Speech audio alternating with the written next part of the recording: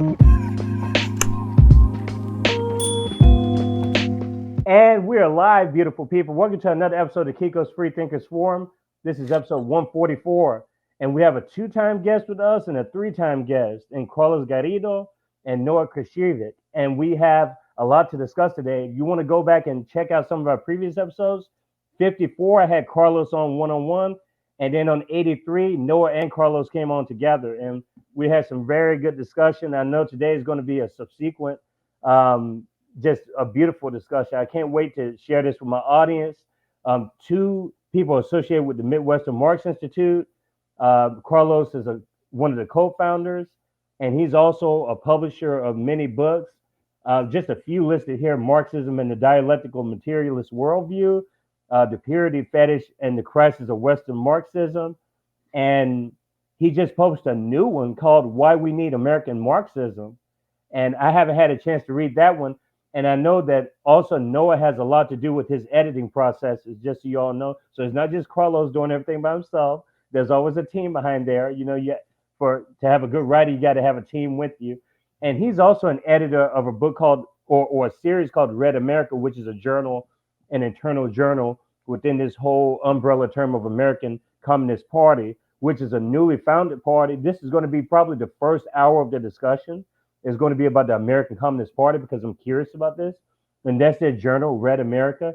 And Khrachvik also has editing capabilities in Journal of American Socialist Studies. So he has a lot of different duties within the Midwestern Marx Institute. These gentlemen have been nice to share their time with me today. And I just want to welcome them back onto the show. And thanks for accepting the invitation again. Thank you so much for having us on, Kiko. It's a pleasure. And as we were talking before we went on air, the conversations we've had, three for myself now, with you have been some of the most enjoyable and insightful. So it's very much a pleasure to be back. Yeah, I second that. Absolutely. Pleasure to be here. Thank you for having us. Absolutely. And it couldn't be any other way. I could feel the respect from the first episode, and it's been like that with all my guests. I can really say that every guest I've had on, I've had a great rapport with. We keep in touch. And I just want to give a slight ad and just say thanks to all the beautiful people out there listening and watching. We've reached almost 1,400 subs. Didn't think that was ever going to happen. We're a fully monetized channel.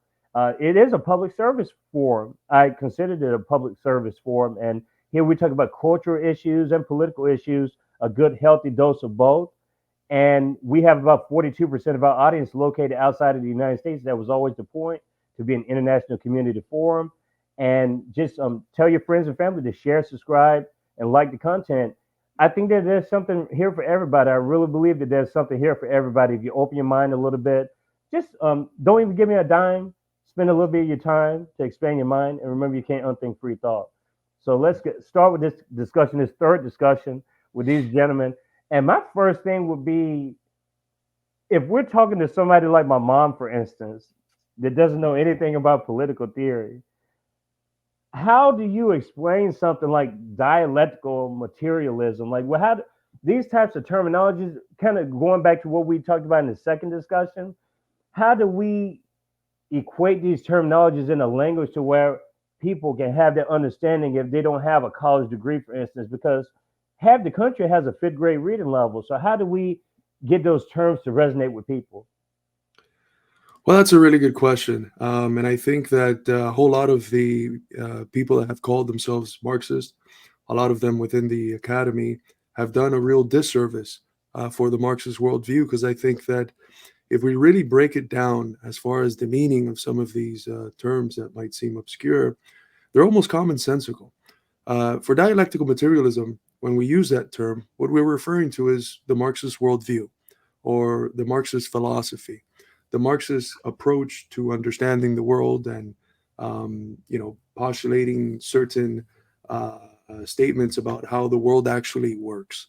And it's really quite basic. It says that the world is in a constant state of flux. So nothing in the world is static. Everything is constantly changing.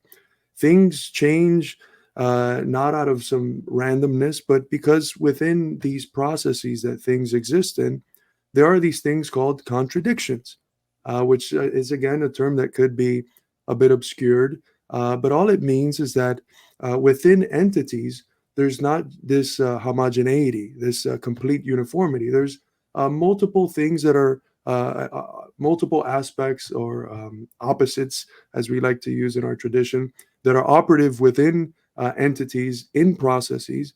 And those dynamics between opposing forces within things are what shape the thing's development. So, at a very practical level, consider yourself as an individual. Everyone has opposing tendencies. Some tendencies that point one way, some tendencies that point another.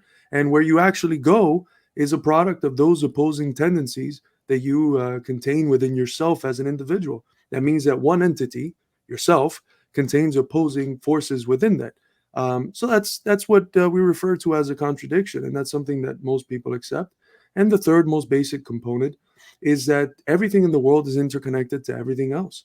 And again, we have many common sense idioms to refer to this knowledge. We have, for instance, the famous example of the butterfly. You step on a butterfly and somehow something in some other corner of the world changes. And that's because, the world really is in a constant state of flux.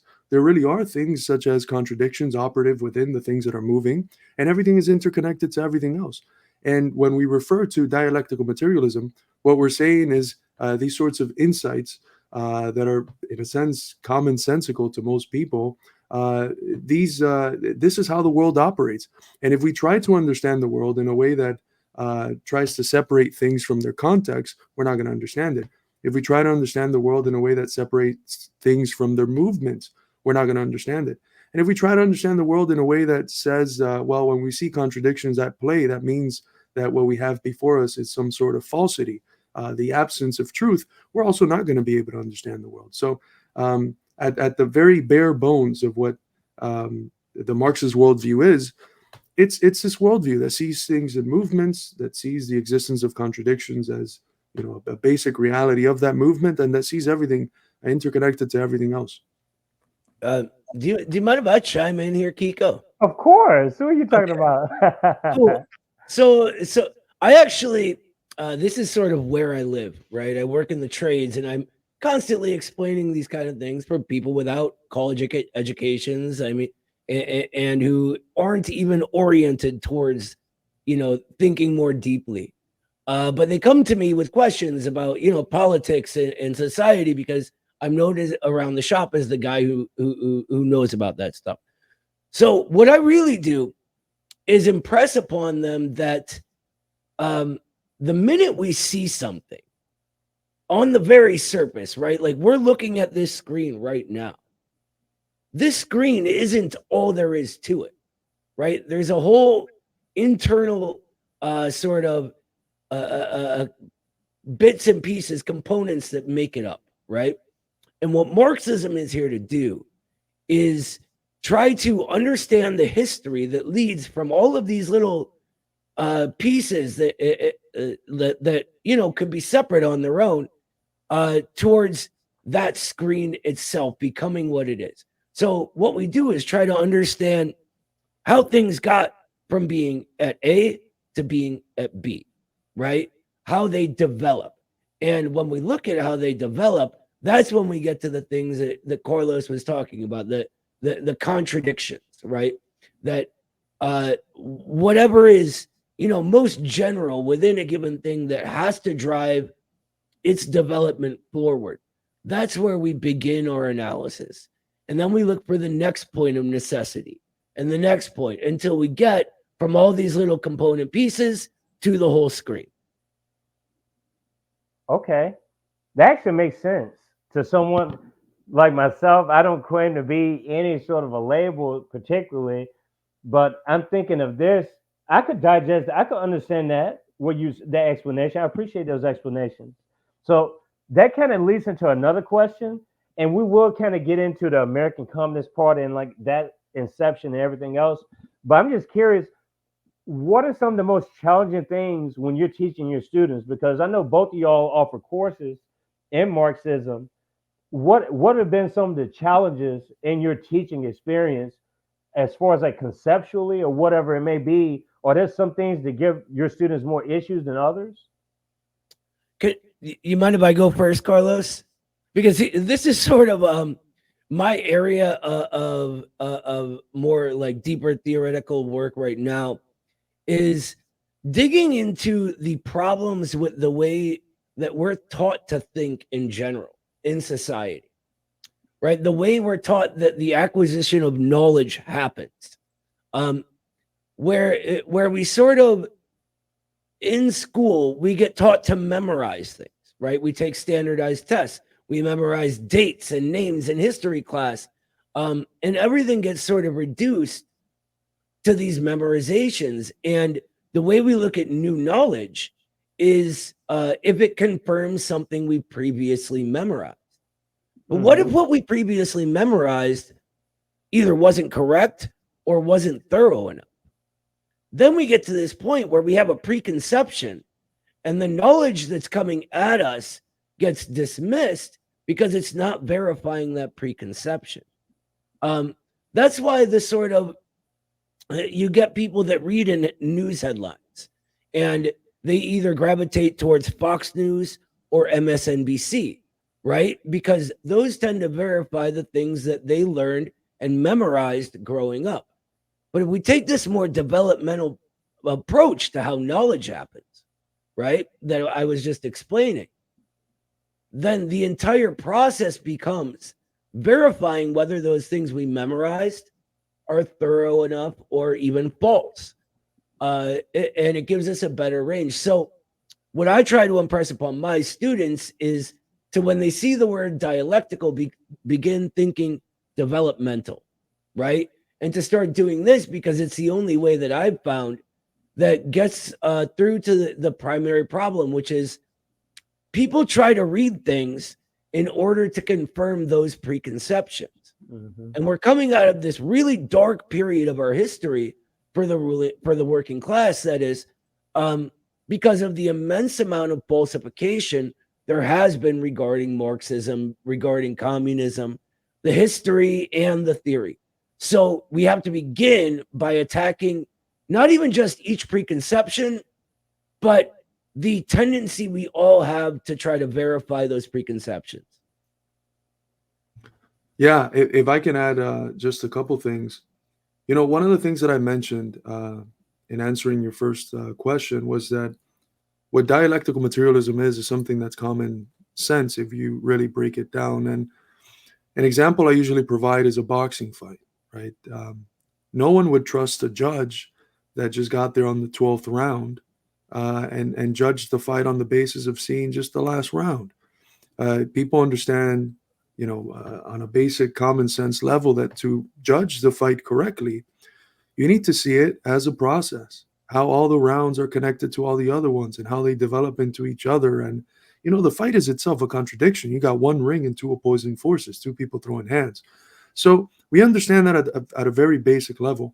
But at the same time, as there's common sense components in people's thinking that are aligned with what is, in our opinion, a more correct way of approaching the world, there's also tendencies that are opposed to that, that push us towards thinking in the form that we call abstractly.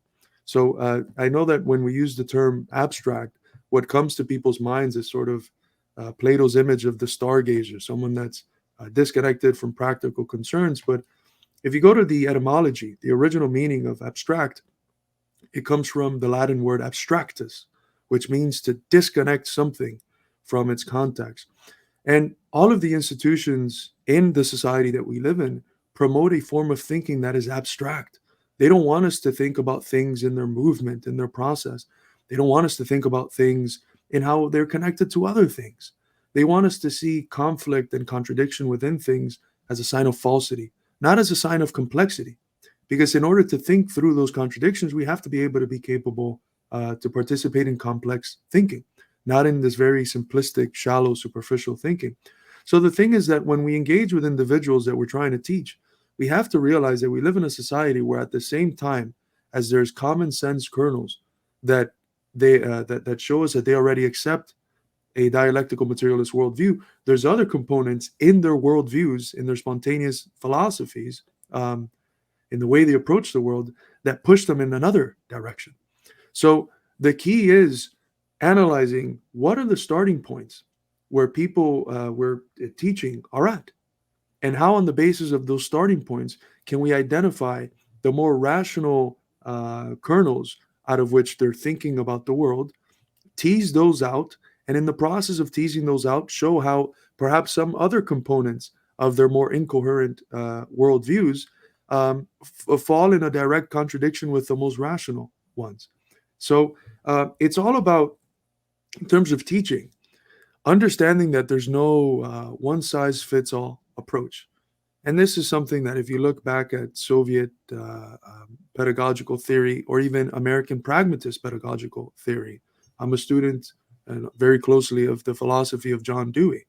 I work in my university setting at the Center for Dewey Studies, where all of his manuscripts and unpublished manuscripts are. That's part of what I do, for a living. I edit the manuscripts that we have from his lectures in China, where he spent 3 years, both in the Deweyan pragmatist tradition and in the Marxist-Leninist tradition. In our tradition, we realize that in order to actually teach, you need to know where people are starting at. You need to appeal to their common sense. And the place that you want them to go, the thing you want them to learn, has to somehow be connected to something that they already know.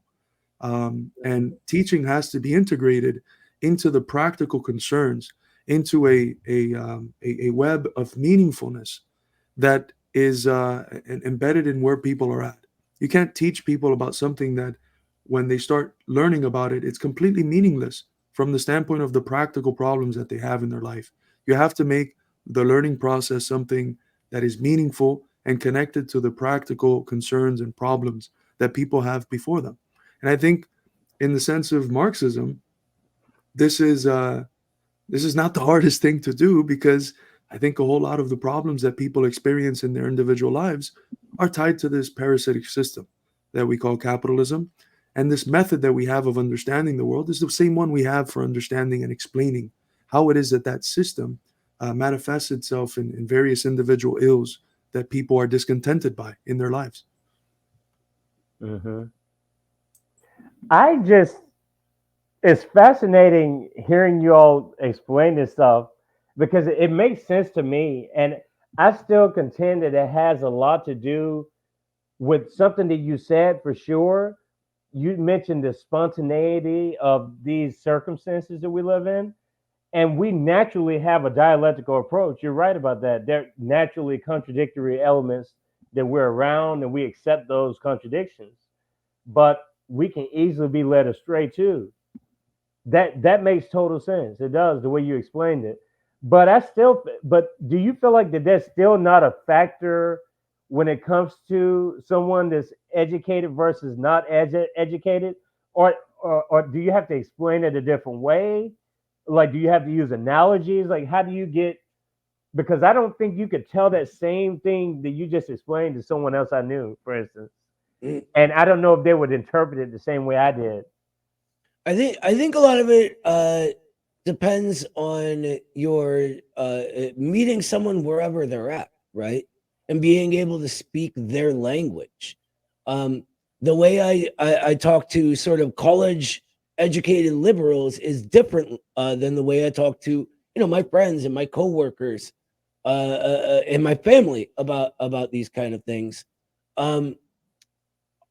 Ironically, I think that the most college educated people I know have a harder time getting this stuff, and a harder time letting go of their preconceptions than most regular, uneducated working class people. I think that the education of the real world gives you a much more well-rounded view of how society is, because you're experiencing it. And when you're cut off from that larger society in a college campus, say by, sorry, Carlos, Carlos is the exception. He knows this.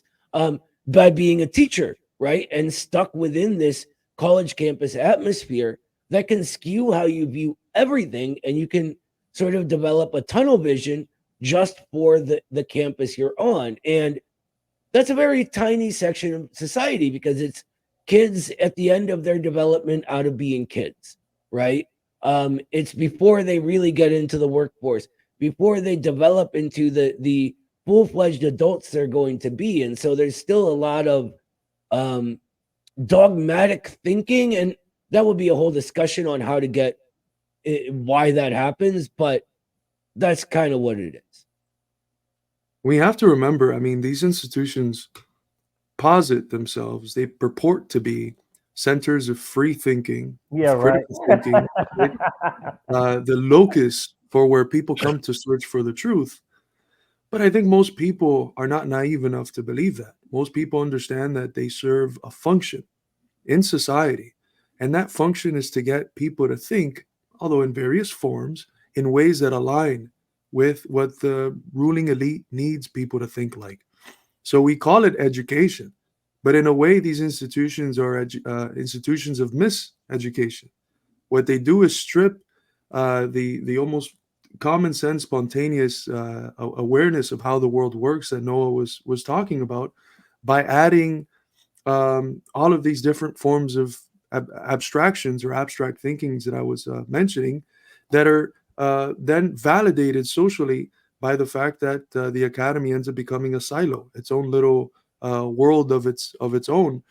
And the title provides a certain sense of hubris that closes off the humility that's necessary to realize that you don't know everything.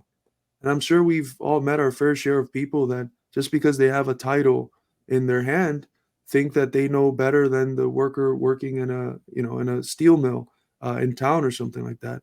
And that's not always the case.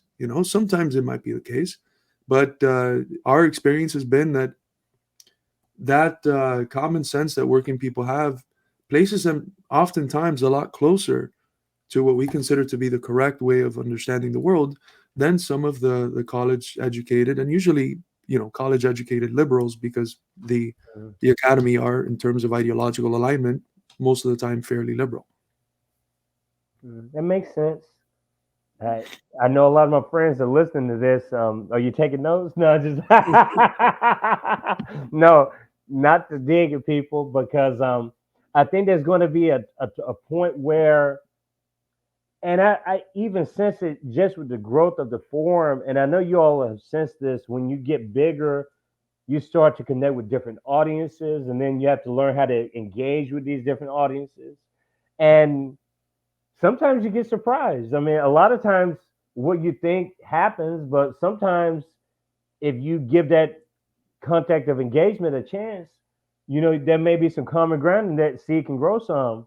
And you see that a lot with these types of dialogues. And so I don't want to write people off.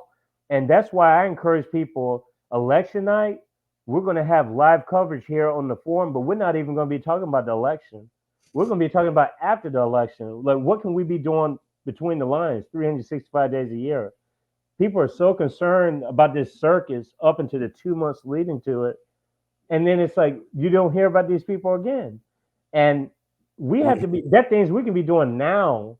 We don't have to wait for these circuses to happen. Like, we can do things ourselves. Like, we need to be organizing all the time. Like, we don't really have the luxury to sit around and just wait for these people to play games on us. But I hope people are starting to wake up to the possibility that they can be active, even though it feels like that they're like in despair all the time. But I think a lot of it has to do with the mainstream media and the institutions. They've told them that this election is the most important election in your lifetime, which is bullshit. We know that is, but that's what they tell people. And I think it goes into that indoctrination that you're talking about before. It's all has to do with the way you take in the information. And liberals are going to be just as susceptible as anybody else. Yeah, they say that every 4 years, right?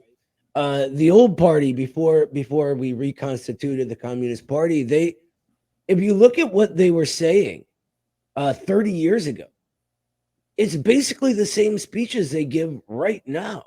This so-and-so Republican is actually secretly a fascist, so we have to engage with the Democrats because they're the worst there's ever been. And don't worry, we'll go back to being communist right after this one. I mean, at what point do you say, like, this is crazy? Why are we still listening to you? Like, the whole what we would call the bourgeois electoral system just seems so illegitimate and not that important. I mean, no matter if Kamala Harris wins or Trump wins, our lives are going to continue getting a little bit worse every day, right? Like I'm thinking of, I mean, you could do anything other than watch live election coverage. Like, I should do like a stream saying instead of watching the election, watch me eat 2 large pizzas in a row, because that would be more impressive than whoever wins. Like, who cares, right? They're the same thing. That's hilarious. Okay, so I'm not actually going to eat 2 large pizzas, by the way. That's insane. I lied But about so is the watching ACP. the election. So The ACP people, I kind of lied about. The way this is going, we're gonna push it off a little bit, because that's the thing I like about it, man. I come up with some questions. Sometimes I have some thoughts I want to come up with, but there's no chronology here. You know, we go with the wind sometimes, and sometimes that's the way to go. And it kind of leads into a question I have, but I have to get this one out because I'm responding to Noah. Noah posted something, I think it was earlier this week, and he said something like communism is and what it's not. So I want to know, what is communism, what is Marxism, and what is socialism. And I know that this is probably like a crash course, but like, how will you explain that to someone before we continue? let me just first say, everything you've ever heard, both for and against, forget it. Really? Forget it. It's based on some sort of distortion or falsification or lie. All of these dogmas that develop, such as communism is a classless, stateless, moneyless society. You can go through everything: Marx, Engels, Lenin, Mao, Fidel Castro. I mean, down and down the list. Not a single one of them ever wrote that phrase, right? And I'm not saying they just didn't write that phrase in that direct order. It's because what that does, when combined with the way we naturally tend to think of things in this sort of static, non-developmental, frozen in time way, is that it reduces what we call the process of communism and a new society coming about to some future utopia. That it gets it backwards. It puts this idea that we have of this classless, stateless, moneyless society first, and that we are sort of forcing reality to become this idea that we've just pulled directly out of our heads. Marx calls communism the riddle of history solved. He calls it the real movement of history, and he calls it the return to the community on a higher stage of development. And what he means by that is that there is already this process of society existing as a contradiction, as like the state becomes a thing. It arises in order to sort of try to mediate irreconcilable differences in society that are caused by the very way that society itself reproduces itself. So in capitalism, that means generalized commodity production. The center of human interaction becomes commodity exchange, and how we do that and the various forms that goes through in the development of society, right? I can kick it. I know I'm kind of rambling here, so I can kick it over to Carlos to continue, because I'm sure he knows exactly what I'm talking about, and that way you can hear from both of us. Yeah, one of the things that Noah started his answer with was, forget about everything you've heard about communism from both people who claim to be supporters and critics. It's kind of easy to imagine why you should forget what the critics say, right? Who are the main critics? Well, the same establishment that benefits from a working population that thinks that communism, which in reality seeks to represent them, is somehow this authoritarian world order that's going to destroy everything, take people's property, et cetera, et cetera. But why the friends? Right, kill babies and babies and all these other things. But why would we ignore what the purported friends of communism or of socialism have said about it? Well, this requires an understanding of how what we call bourgeois ideology, or the ideas, the systematic ideas that defend and help to reproduce the world we live in the US, how have they developed?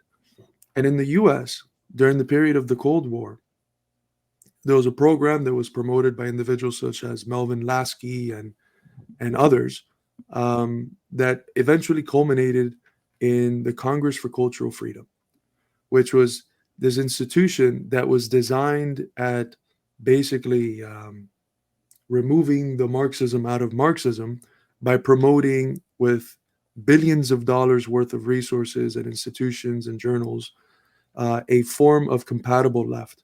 And that term itself, compatible left, it comes from a CIA agent named Thomas Braden, who was involved in this process. And he said, what we need is a compatible left, meaning a left that presents itself as critical of capitalism, but that condemns actually existing socialism and communism, but that participates in a thinking that is not at all Marxist in the sense that we discussed earlier in this program, but that resembles more the form of abstract thinking that the ruling institutions want us to participate in.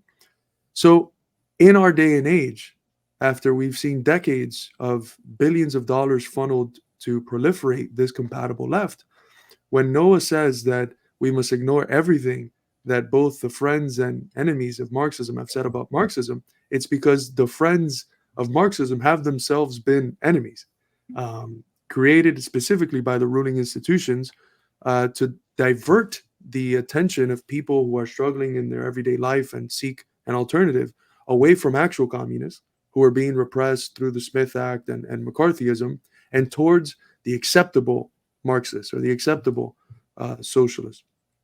As far as communism, in the American context, communism has a very simple meaning that is already accepted by the American people.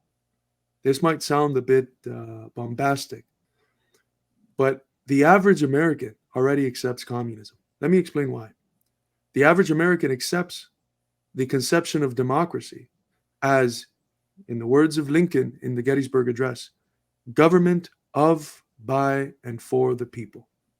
Mm-hmm. In terms of actual governance, in terms of the actual society that communists seek to create, all that it is a society where the government, the economy, the media apparatuses, the educational institution, the culture industry or entertainment industry, where all of the industries that compose a society, a form of life, operate not for the sake of enriching a small group of people who own those institutions and profit privately from them, but for the sake of enriching human life, of enriching society itself.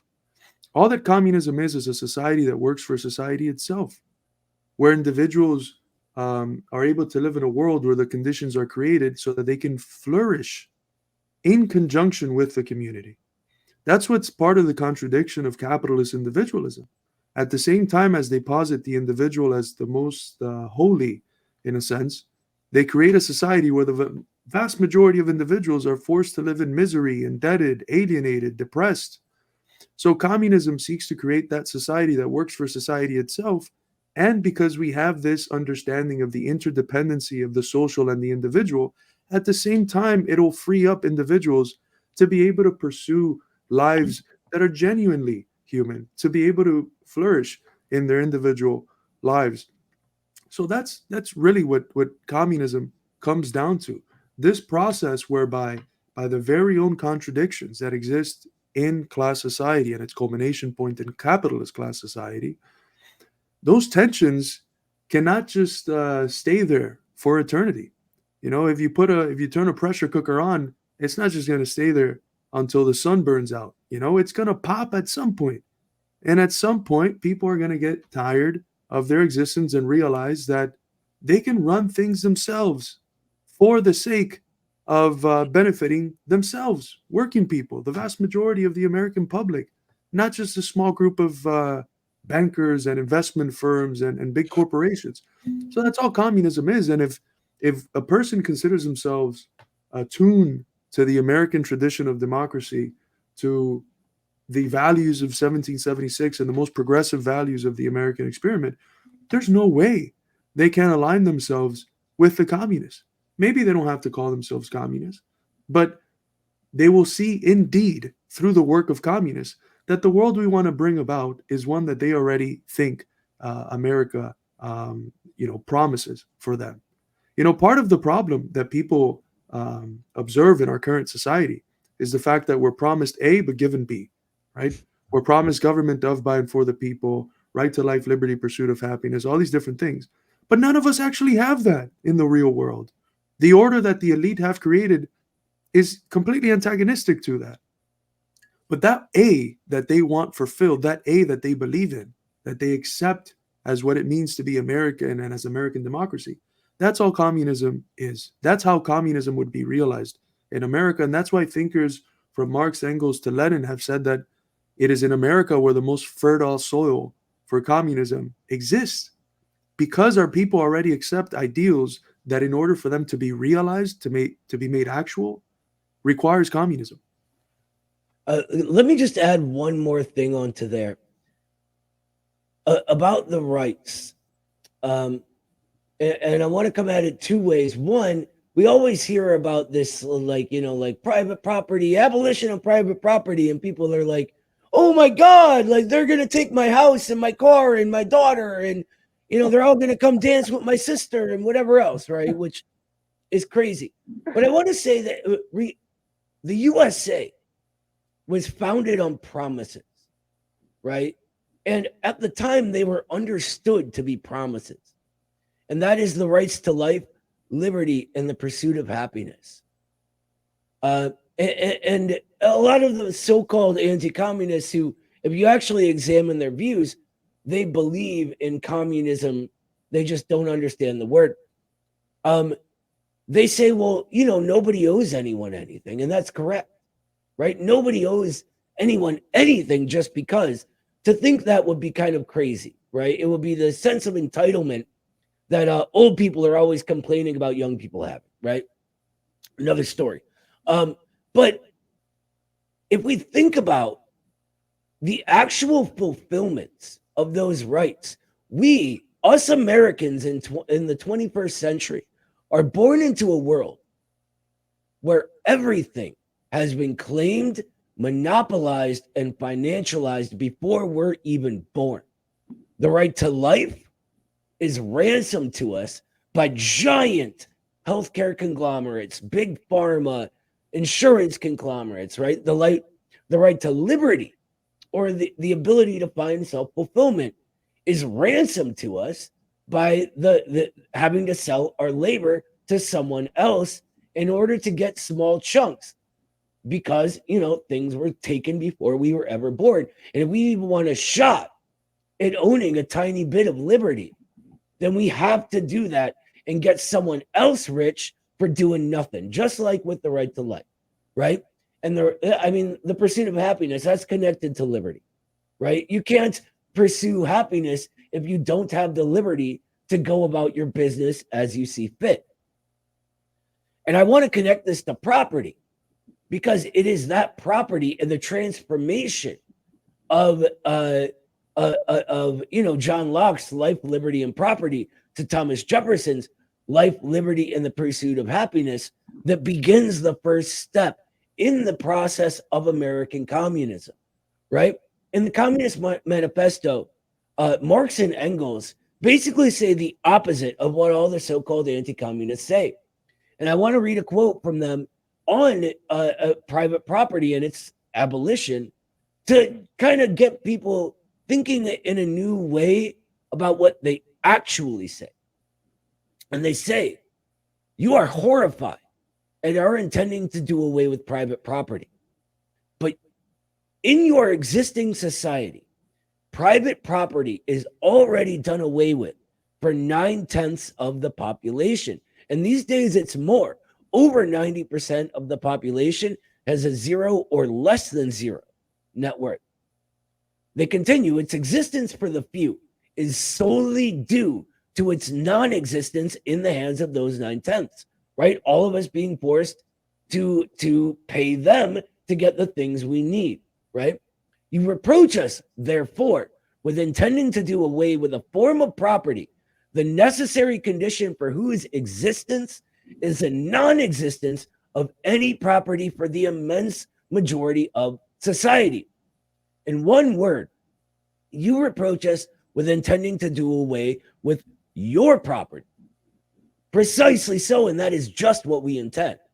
So if you think about it, what we intend to do is do away with the property that removes the ability to own any property for the immense majority of society, therefore increasing the access to property for everyone, right? Fulfilling the ability to have your own life, liberty, and a real pursuit of happiness. And for us, that's American communism. This is hilarious, not in the sense that what you're explaining, but before I came on and I was formulating some of the questions, you hit on two of them already, but I'm still going to kind of get your take on it just in your discourse there. I hear libertarians saying the same thing. I hear some libertarians, it's almost verbatim, but they swear up and down that they're anti-communist. It's hilarious to me, but it kind of leads to a question I have. So what Carlos said earlier is interesting. I've always thought this myself. I like to be very calm and comfortable with something before I use it to describe myself. And I think that's part of the issue with the United States and probably other parts of the world is the labeling in itself. I know it's messed up our political discourse because labels have really done some damage because we focus more on the label than we do like the practicality of the matter. We don't even focus on like the practicality of it. We're focusing on something else. We're focusing on a word. And I've said this a lot of times on the history of the forum that certain areas of the country, I believe, are more conducive to communism. And if we're talking about macro level, would you agree with that statement that, or is there a geospecificity involved with this? Or there's certain parts of the country that are more conducive to communism? And on a micro level, whether it be a church or a school or a library, are there potential elements there for there to be more, I guess, a fostered environment of communism? Like, how does that work in the United States, for instance? That's a really good question. And this is something we've thought about. I mean, there's countries that have had socialist revolutions in the century, such as Venezuela, for instance, that they don't really have to deal with a regionalized reality in their country. Their country's fairly small. The population is fairly small. Cuba, in 1959, I think the population was like 8 million people. I mean, we have cities that are bigger than that. Mm-hmm. So the reality of American socialism is going to have an understanding of the regionalized realities of our country, right? And one of the things that we realize with the question of socialism, and I think we spoke a little bit about this either in the first or second interview we did together, is that socialism in general doesn't exist. It always takes a specific form, and that form is national in character. And in a country that is as vast and regionalized as ours is, we can even say that determining also the national character is certain regional characteristics that have to be accounted for. The culture of the U.S. South is different from the culture of the Northeast of the country, which is different from the culture of the Midwest and different from the culture of the West Coast. And there's points of similarities. That's why it's, we can speak about a whole nation, but there's also unique regional differences. For us, contrary to a lot of the entities and organizations that claim to be left, that we have broken out of, those organizations thought that it's really in the coast where you find the most fertile human material for communism, right? It's in the college-educated liberals in New York, or in the college-educated liberals in Los Angeles or something, or in Chicago. That's where you find the human material that's ready to go for communism, because they think about the world in a sort of a diagram where there's right, there's left, the liberal is left, they're closer to communism, and that has nothing to do with Marxism. Our approach to winning over people is based on a class analysis, not on what people think. And so those liberals in the coast with six-figure salaries, with a college education, which we already spoke about in terms of a miseducation, I don't care if they're liberals, and in this diagram that you have developed in your head, it's closer to the ultra left that we are. That's not how the world works. The people that are closer to communist thinking are those that are the biggest benefactors, and those that Marxism was itself developed in order to understand their condition, which is working people. And the industrial base of the country is still in the Midwest.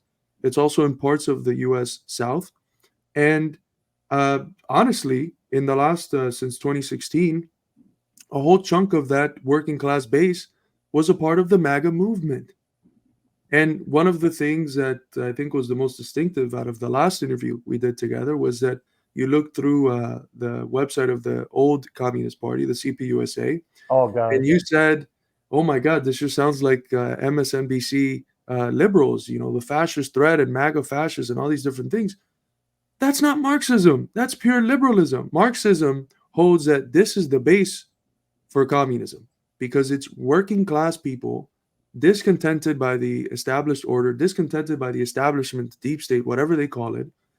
And you can say, okay, wrongly, they see Trump as this sort of figure that's anti-establishment, but they're already a step ahead of most of the rest of the country that doesn't realize that there's something wrong and that they need to act. So what we have found in our personal experience organizing in the Midwest, organizing in parts of the U.S. South, organizing in the rural areas in the coastal regions, is that these people, a lot of them who identify with Trump, some of them are apolitical, some of them liked Bernie, actually. That's the base for socialism, not the cosmopolitan coastal elites. It's the deep America, the American people, not these sections of the country that look indistinguishable from any other capital of any other country. You go to London and you find the same cats you see in New York. You go to whatever other major capital of the West, and it's the same type of people. The people that are the most uniquely American, rural communities, the Midwest, that's the base out of which communism is going to develop, because that's the organic, spontaneous working class that we have here in the country. Can I add something about the so-called left and right? Of course you can. The way we're taught to think about these is, in the Marxist view, not properly reflective of reality. The way we're taught to think of a leftist is they have this view, that view, etc. The same on with rightists from a different perspective. But for Marxism, we view what is left and right in terms of what develops society, right? And the terms come from the French Revolution, right? Literally, the people sitting on the left side of the auditorium in their governing body, I forget what it was called, some French word, right? I don't speak French. I'm American. Whatever. I don't eat baguettes. I don't wear berets, etc. But I'm sorry. I can't resist stupid jokes. Or picking on the French. But I lost my. Okay. So the people sitting on the left side of the auditorium were those interested in moving past the monarchy, right, to a republic, to socialism. And the people sitting on the right were the people who wanted to stay or go backwards. And they were having a reaction to the process of the revolution. They were the right wing and the reactionaries, right? That's where these terms develop, the progressives and the left and the reactionaries and the right. And so when we look at that and we apply that to the US of today, they have to be general categories. They can't be these particular descriptions of things based on characteristics that we freeze in time again. And what I see is that the Trump movement is far more left-wing than every single, hammer and sickle in their social media profiles liberal. That what they do is use Marx's name to say the same thing that the ruling class says, right? And this is the problem with the fake, or what I call the fake left. The journal that you mentioned at the beginning, Journal of American Socialist Studies, that's the paper that I wrote for that. It's called Against the Fake Left. Because for a long time, this is all we had in the US, were these people who knew nothing about Marxism yet lied to us and told us they did. Doing the work of the ruling class from their class position in the middle class, right? Looking down on the entire working class, who of course rejected them. Of course they did, because they were being spat down upon, called racist and homophobic and bigoted, and they make up a new one every single day. Even when now sometimes it's true, an individual could have some bigoted view, but that's not their defining element. That what creates what they are in a political manner in regards to society. What really matters is that class position, right? So, I don't know. Go ahead. I'm going to get off on a whole big rant if I keep going, and I don't want to disrespect your time. No, this is our time. You know what I mean? That's why I invited you all on here. No, this is really what I knew it was going to be this good. I mean, it always is. When I'm watching you guys do your thing, I'm learning, from afar, like I was saying you off camera. And I just think that people need to be a little bit more receptive. I mean, that's not asking a lot, but everything you're saying rings true with the political discourse, with just the reductive elements of progressive and reactive, and that's going back to 1788, 1789, and it like people are still kind of stuck in this left right. I mean, it's honestly ridiculous at this point, and I think a lot of it is just the reaffirmation of one's views, and once they get reaffirmed so much, they just get so accustomed to them. To me, that has to be because these are really good people, man. I just think a lot of it is people love the confirmation bias. And once that confirmation bias is attached to hierarchy, it becomes even more dangerous, whether it's a university, whether it's a pastor. And we see all these tangible examples because they want to gravitate. Oh my gosh, this person's the leader. This pastor, you go to the black church, everyone listens to what the pastor's saying. This person is a leader of authority. This is an authoritative figure. And people are just so used to that. But that takes the power from everyone else. Like, we have to see information as that's our information. No, not one person holds the information. So why are we doing that? Like, okay, we got to copy this person, copy that person. That person doesn't have any sort of authority over your thought process. You're allowing them to have that authority over your process.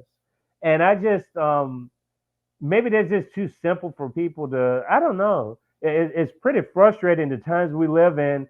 And you think we would have learned from now the dangers of binaries, but it seems like we're more polarized than ever now. Let me just say real quick. I'm sorry, Carlos. I know I'm stepping on you. I'll be quick. I promise. Yes, that is the case.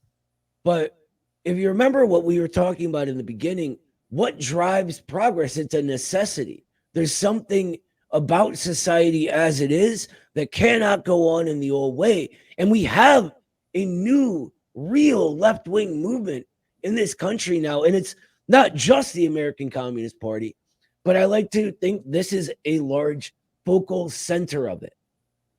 Go ahead. Sorry. Yeah, you mentioned something there, Kiko, which is interesting. The way that people just blindly follow the authority that they're connected to in whatever specific community they're in, whether it's the university or the church. Thinking is scary. Thinking, being a free thinker, thinking on your own, which is profoundly human. It's what genuine thinking is about, because if not, you're just memorizing or appealing to authority. But genuine thinking is scary. The German philosopher Immanuel Kant, in one of his most provocative articles and insightful ones, he asked, what is enlightenment?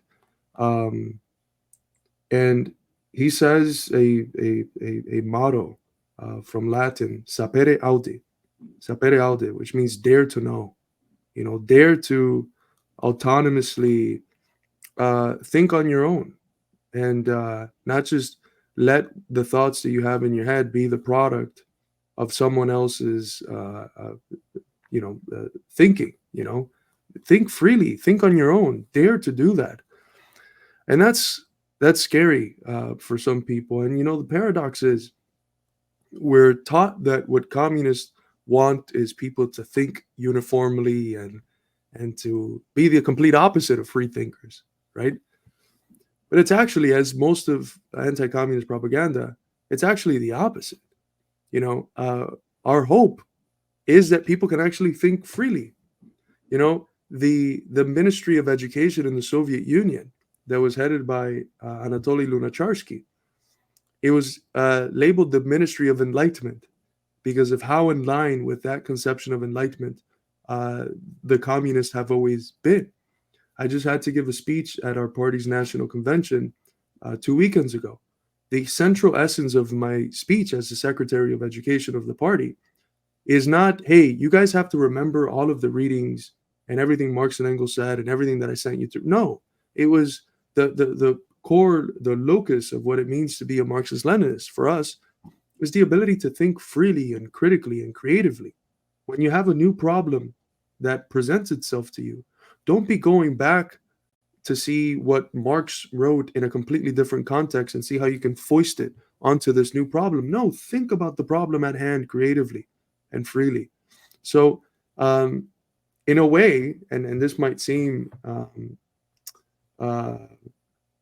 contradictory with everything American people have heard about communism, but what we want the American people to do is to be able to rise up out of the dogmatisms that various forces in our society impose on them and to think on their own. We don't want to force anyone to think a specific way. We want them to think freely. And we believe that on the basis of thinking freely, they'll see that communism is common sense. And something you all said too about this, I understand the proximity with the MAGA people. Like I've said this a lot of times on different episodes, and people they think it's just some kind of an unfounded theory that I have, but I see it in everyday life. It's not, I just don't think people are around those people enough to really understand and judge it correctly. They automatically, and you see it on X all the time. X, honestly, I don't know how much social media is going to be detrimental to people's causes in the future, but X is so toxic because you would see people on there say, you far left people are just like the far right people. You guys are just like the fascists. And like they compare the two together. Like you see it all the time. Oh my gosh, you sound just like them. Like, and is that the only like go-to that people have? Like it's got to be more complicated than that. It can't just be, oh, they're really this when you pull the blanket off of their face. Do you want to hear something crazy? Half of the posts that I make or the Institute makes or whatever, the comments are literally like people who consider themselves leftists, like liberals basically, and then neo-Nazis arguing over why we're bad. Right? We're too brown or we're too white or whatever it is. It's the craziest thing. We've seen this alignment of forces because of that toxicity and the need to turn one thing into something other in order to sort of posit yourself as somehow superior to it. We've seen the literal neo-Nazis and liberals teaming up once again against the communists. And this is sort of the way it always plays out. Mm-hmm. This is just a new form it's playing out in the social media era. Look, it's like, I was saying this the other day, and I jokingly, Carlos hates that I do this, but I jokingly refer to them as wizards. Right? Yeah, because they believe that by uttering these magic words, they can change what reality is, right? Casting magic spells at us. I make a whole joke out of it. It's very dumb. Like I said earlier, I have a very stupid sense of humor, but it's what they do. You could say, Kiko, I love dogs. And if this were X, you'd be writing a 10-post thread about how you can't believe how much I hate cats and how I'm evil for hating cats. When all I said was I love dogs. Well, now in this social media climate, hell, they'll find a way to associate you with Trump with the cats and the dogs. Like, well, Trump has a dog. How are you? Believe me, I know, brother. And the thing is that, I mean, if we think a little bit critically about this, because, you know, X has allowed a lot of, you know, quite scary voices to come back in to public discourse. People like Nick Fuentes. I don't say this as a, you know, some leftist Twitter head or something, but that guy is racist. He is anti-Semitic, and he's the biggest gift we can give to the Zionist entity today. Because the way the Zionist entity legitimates his genocide is, oh, everything is anti-Semitic. Everyone who opposes us is anti-Semitic. So you prop up a voice that is actually anti-Semitic, and you make it one of the, you try to make it one of the faces of anti-Zionism. It feeds into what the Zionist entity needs, which is anti-Semites. But one of the things that we have been focused on ever since these people came back in, because we understand how in periods of crisis, it's very easy to find some pariah group that people blame instead of the system. We've been focusing on attacking these people, on challenging them, on waging the battle of ideas against them, on, you know, asking them to debate us. Some of them have been very scared. Nick Fuentes has, you know, regardless of how many times we've asked him to debate, he's never wanted to debate any of us. He says we're not big enough in terms of followers. Some of us have 100,000 followers. Some of us have 300,000. That's not big enough, and it's the same size as you. Whatever. But the point is, we've been attacking these people, waging the fight against the actual fascists, people who actually like Hitler. And what have the leftists been doing? Because we're attacking them, they're calling us fascists. They're saying that we are platforming them, or any other stupid term that they come up with. So in the same places we will be attacking the fascists. Here come the leftists to call us fascists. Just the other day, we had a comrade in Carbondale, a part of the Illinois chapter of the American Communist Party, someone who spent the last 2 months handing out preventative medical supplies for an area that was affected by Lyme disease. There's a lot of the people in that area like going hiking, and there's a bunch of ticks in the park. I myself have gotten some of them, and because it's where I lived for like 4 or 5 years. And this kid that's, you know, it's literally doing the Lord's work, preventing people from getting sick, gets approached by a 6'6" trans individual named Cassandra, who harasses him in their local Casey's, and who says that hat that you have on your head that says ACP is basically a swastika hat. Oh, wow. So the party that has actually had the, excuse my French, the cojones to go ahead and attack the Nazis head on, because the leftists don't even want to participate in the fight. Now we're the ones that are the Nazis in the eyes of these people. It's completely delusional. So what we see is precisely that alignment that Noah mentioned. That's the real horseshoe theory. It's the liberals that call everyone a fascist and the actual fascists. When they're united in attacking the people that are communist and serving their communities and fighting against imperialism and trying to unite the American people around important bread and butter issues, they're fascists as well, as much as the explicit fascists, because they're doing their work. Who historically, whether it's in Germany or in Italy, who historically, during the periods of capitalist crisis, such as the one that we are in today, were the stormtroopers, the extra legal organized bodies that would attack communists and threaten them and threaten to kill them? It was the fascists. But today, the people doing that are, yes, the explicit fascists and also the leftists. Mm-hmm.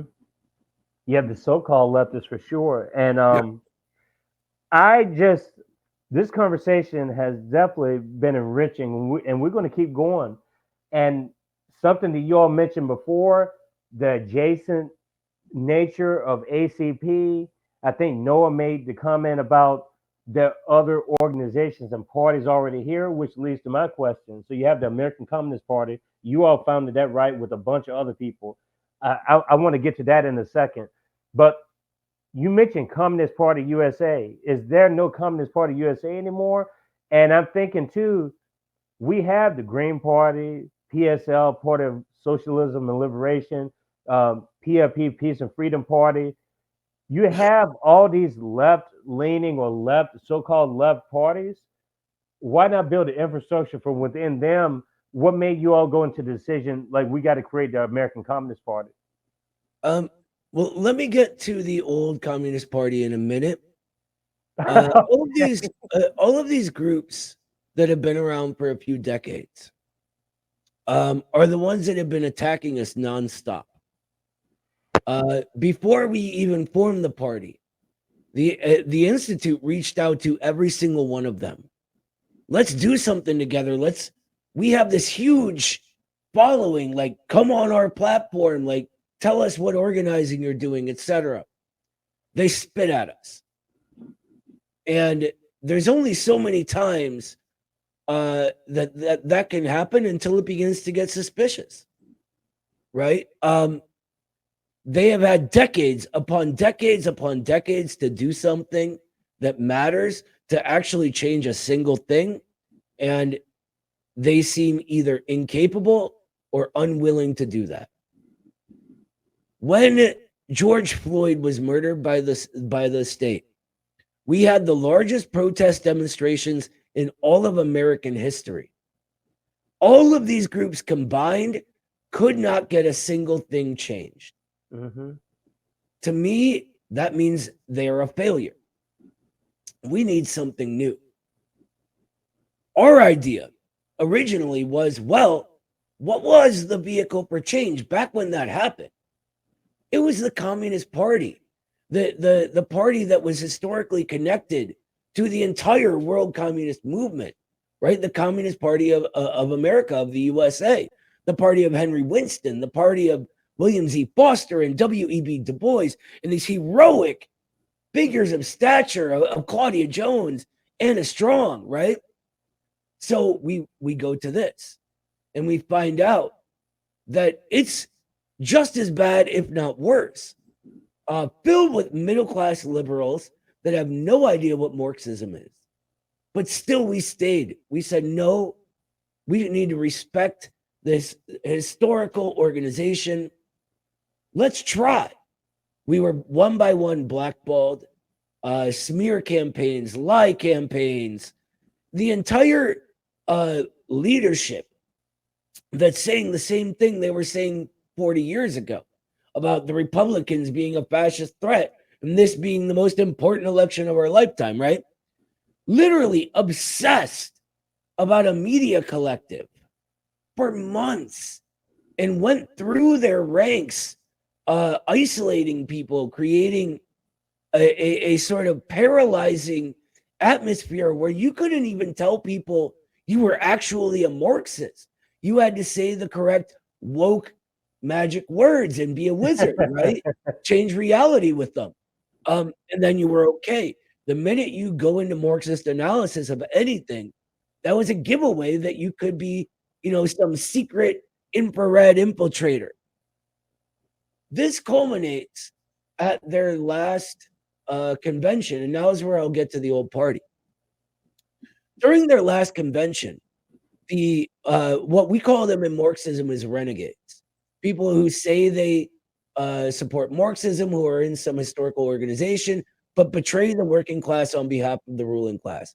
The renegades in leadership, specifically a man named Joe Sims, forced through a resolution that would actively force the members of the party to do everything they can, spend all their time and energy and money getting Democrats elected at a time when Democrats are responsible for a genocide. This caused a huge explosion of pushback within the party, as you could expect. No, if I could add there just real quick. Yeah. That the operational methodology of communist parties is something called democratic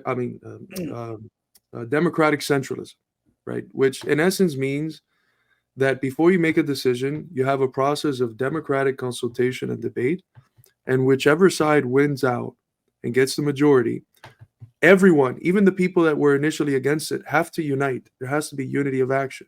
Because we realize that in unity there is strength, but we need the democratic component. We need to be able to have that consultation. For the Communist Party USA, that convention is the main area where the democratic consultation is supposed to take place. That's where chapters from around the country send their guy, their delegate, in order to put forth the perspective of that chapter and debate. And there was one resolution that was the only one that was even worth debating, because all the other ones everyone agreed on. It was very basic stuff. But that one resolution 5 on whether they were going to continue supporting the Democrats, they had a vote on it. Before that vote, there was supposed to be an area of debate.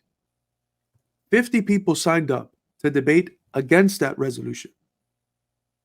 None of them were allowed. The 5 people that were allowed to debate were people that were handpicked by the leadership and who were in favor of the resolution. So that was a violation. Then there's a vote, and the vote is oral. So it's yay or nay. The yays completely outweighed, and we have evidence. We talked to all of the delegates that were there. They completely outweighed the nays. But what did leadership do? We can't tell which one won. So what did the cadre do? The people said, okay, if you can't tell through yay or nay, let's actually vote so you can count the votes. They said no, which was another violation, because when someone requests that constitutionally, they're supposed to accept it. So what ends up happening when the leadership calls it a tie, it ends up going to a body that is fully controlled by the leadership, where the decision is made basically by the proxies of the leadership who want to continue supporting the Democrats, and eventually that body voted in favor of the resolution and of continuing to support the Democrats. Imagine what ended that. up happening is that all of the cadres, all of the delegates that were there, that were cheated of the one chance that they had to have some actual democracy in the party, which is constitutionally required, some of them ended up passing around a petition where they said, okay, maybe let's be good faith about it. Maybe there wasn't time to discuss, but let's discuss now, and then let's do it. Let's create a forum to discuss this question, and let's actually vote on it in a serious democratic manner. Do you know what happened to the people that made the petition and the hundreds of cadres and even whole chapters that signed on to it? They were purged. They were kicked out of the party for asking that the party live up to what the party said it's supposed to be doing. So on that basis, on that breach of democratic centralism and of the party constitution, we realize that, okay, it's one thing being a party that says it's communist but not actually communist, and you fight within it, and if there's the procedures that they claim to be in place, you can actually change it at some point. But once the procedures themselves have been nullified because constitutions have been violated and democratic centralism has been violated, there's nothing left in the party. So the people that participated, the democratic base, the grassroots of the party that were cheated in that 32nd National Convention, they're the ones that now reconstitute the party, because they are the party, as the American Communist Party. We And sort it includes ACP, Carlos. and it includes this other party that existed, which was the Party of Communists, that left in the 90s for similar reasons. 80% of that party, the day we launched, quits and joins our party. And that's basically what the American Communist Party is. Mm-hmm. Yeah, I just want to say we, as in Carlos, Eddie, me, Haas, Jackson, the plenary committee for the new party, the reconstitution of the same Communist Party, we simply happen to be in a position where all of these people trusted us to bring them together and bring that legitimate infrastructure of the old party that we say is liquidated and gone with them, right? And reorganize it, put it into a new form, but it continues the same mission as the old party on a sort of higher stage of development, to use a Marxist jargon, you know? Thanks for clearing that up. That makes total sense. We actually, I'm sorry. I have a bad habit of interrupting. We wrote a declaration about this process. So that's on our website if you ever want to read it. I think it really gives all the details of how that happens. No, I'm definitely going to link all the information in the episode description. And that does make sense, because I'm not going to throw too many people under the bus on this channel. Like, at least I want to say that I've been pretty ethical and honest up until this point, because some people were coming up to me. I'm not even going to lie. It was about 8 months ago, and I was talking to a woman in the coffee shop, and she said, "You know, you're a journalist, right, Kiko?" Because she saw me in the coffee shop. I just didn't know who this person was. and she said, you're a teacher, aren't you? I was like, yeah, how do you know that? She's like, I can tell. And so we got to talking, and I told her, yeah, like I'm a professor, like I've taught on and off, do some freelance work now. And she said that it's just something about the way you were, explaining the things to people, and I could kind of grab onto that, and I'm kind of losing my train of thought, but it has something to do with what we've discussed as far as the parties. So this is where it goes to. It goes to the parties, the reluctance of some people to kind of meet you halfway. And I know you all have had that issue. You just explained that you've had that issue with people trying to meet you halfway, but then they proclaim to be something else.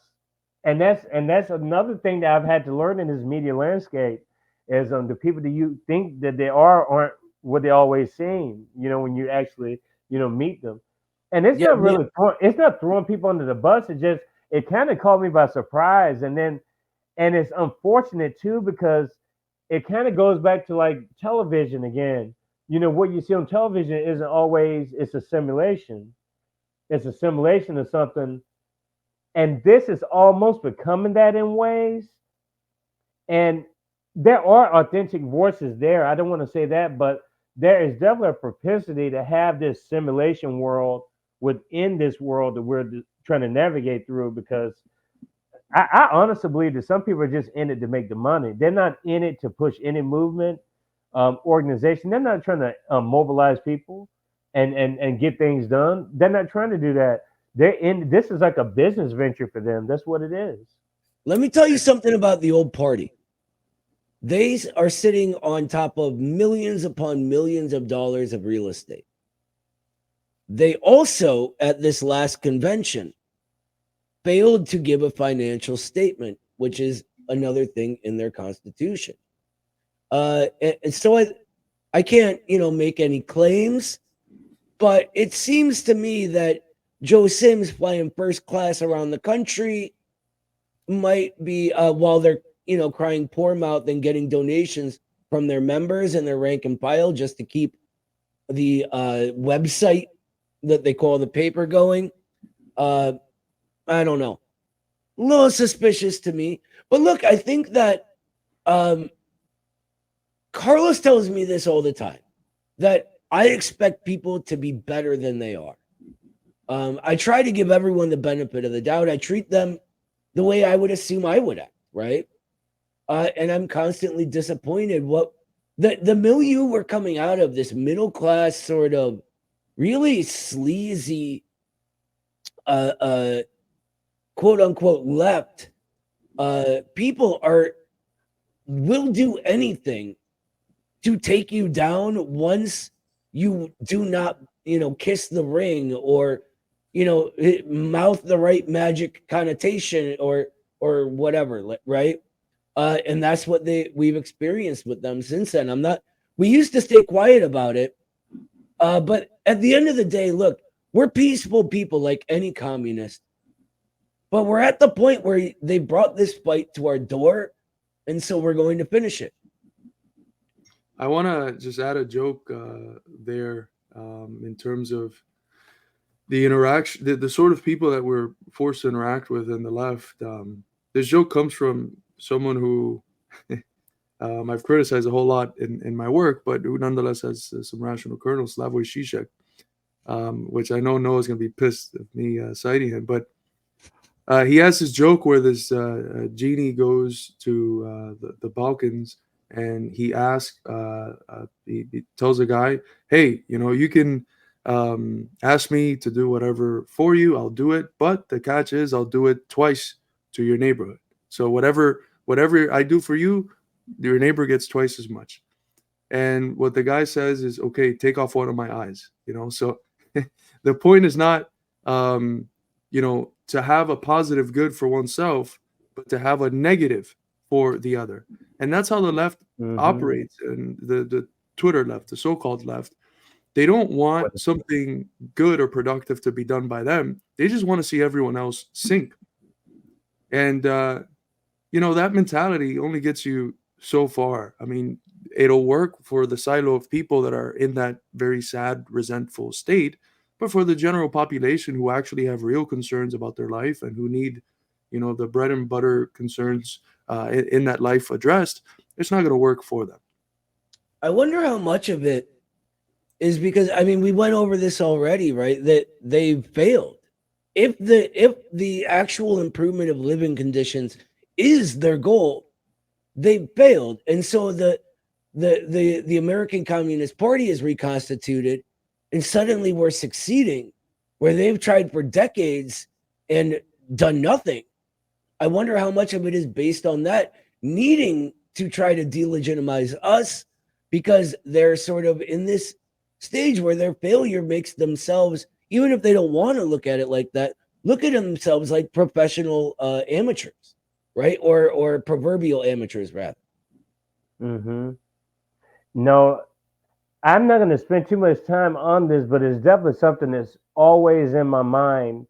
And I know that once this forum continues to grow, the thing about us, we honestly don't give a damn who we encounter, because I've reached out to I reach out to anybody. It doesn't matter to me at this point.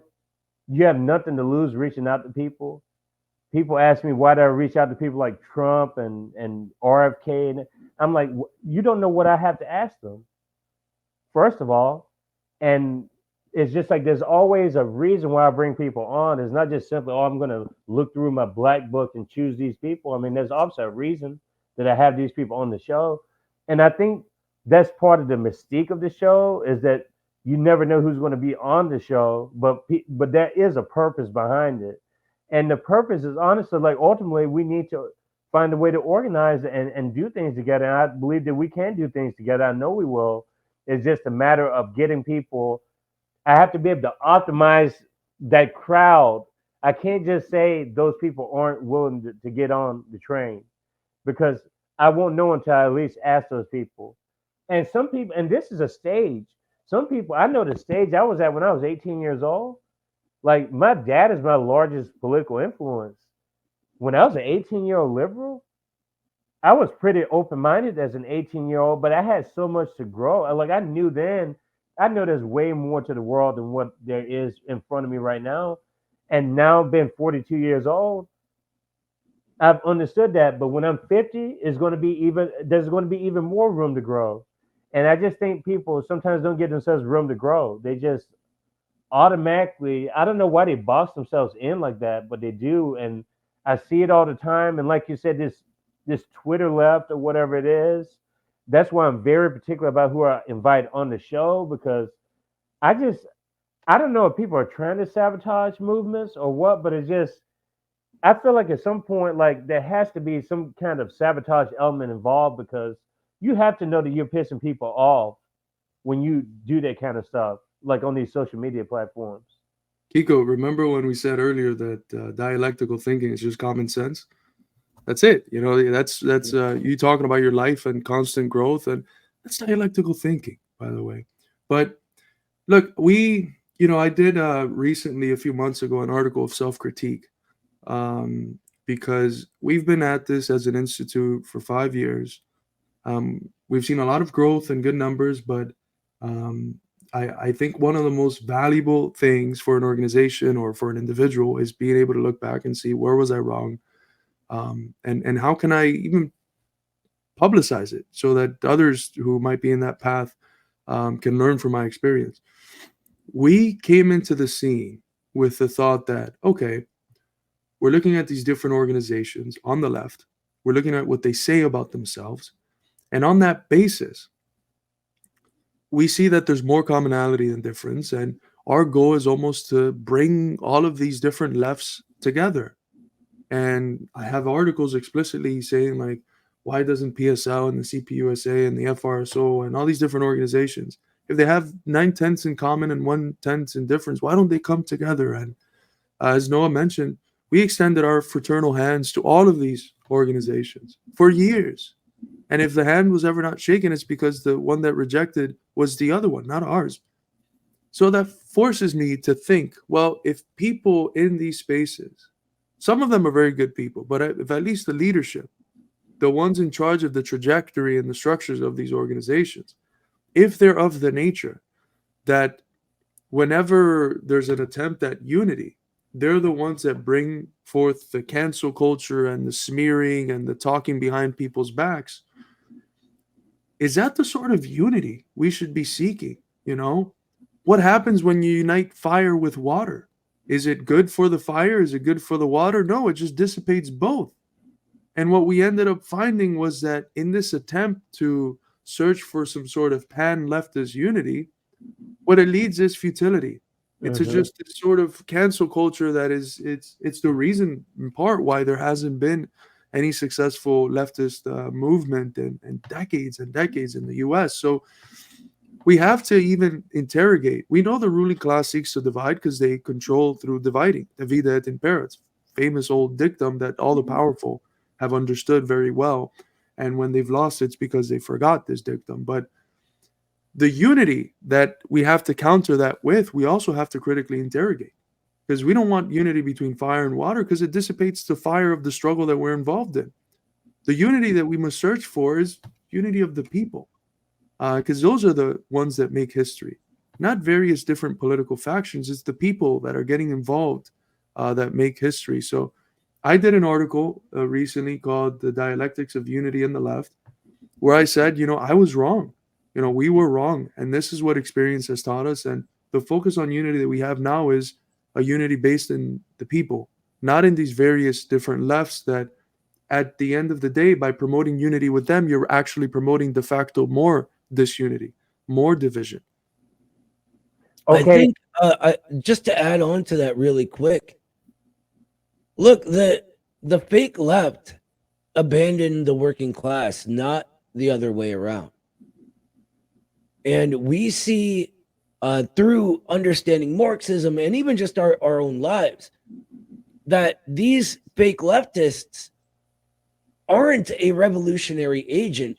The revolution doesn't happen when we can get everyone to agree to, tiptoe around everyone's microaggressions and points of privilege, and everyone has to check their privilege and do whatever. That's not when revolution happens. Revolution happens when the working class is unable to live in the old way and is forced into motion.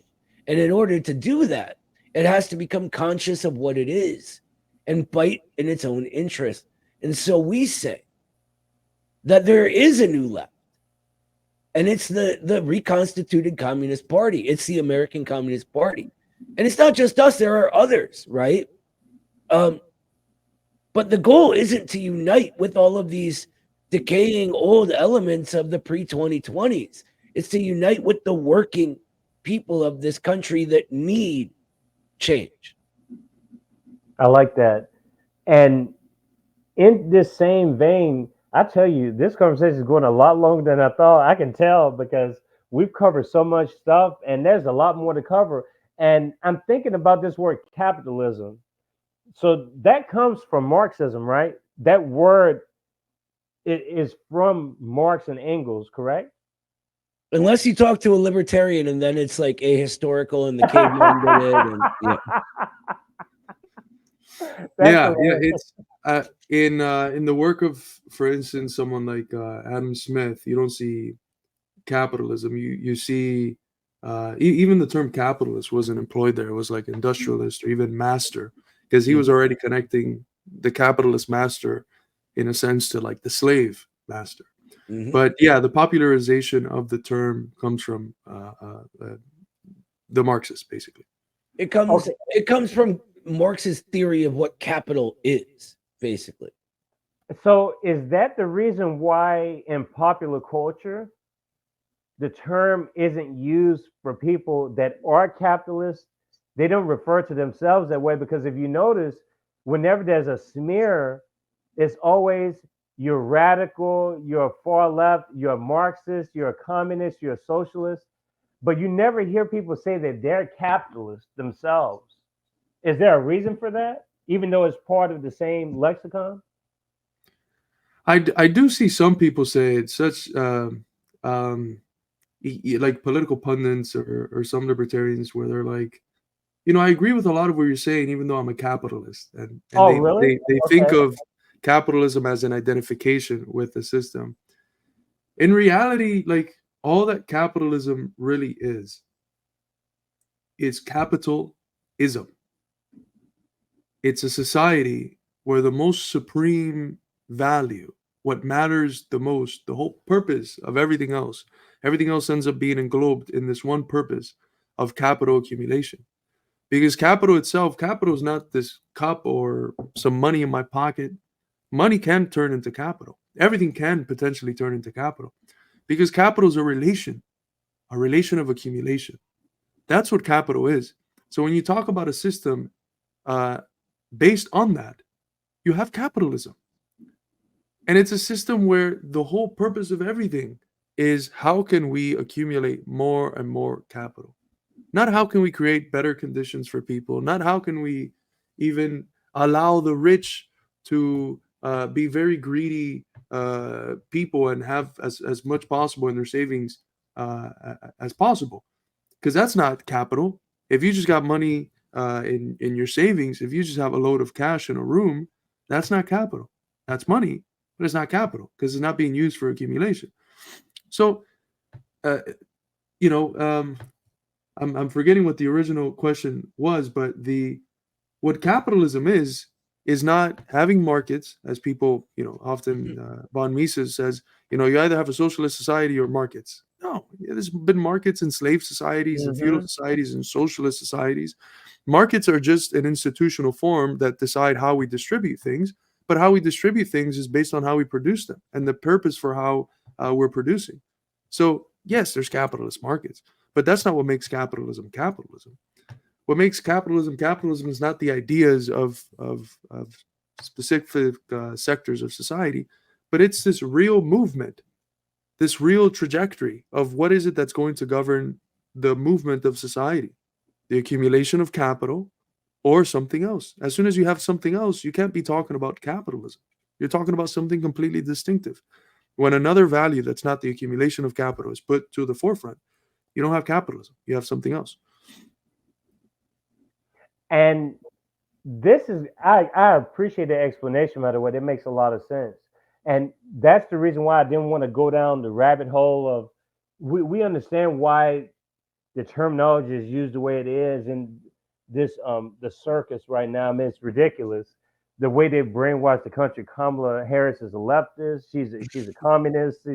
And I actually posed a question on Facebook today to my people that follow me and said, to Harris supporters, give me 5 reasons why you support Harris without mentioning Trump, fascism, Hitler, anything. And I said the same thing to Trump supporters.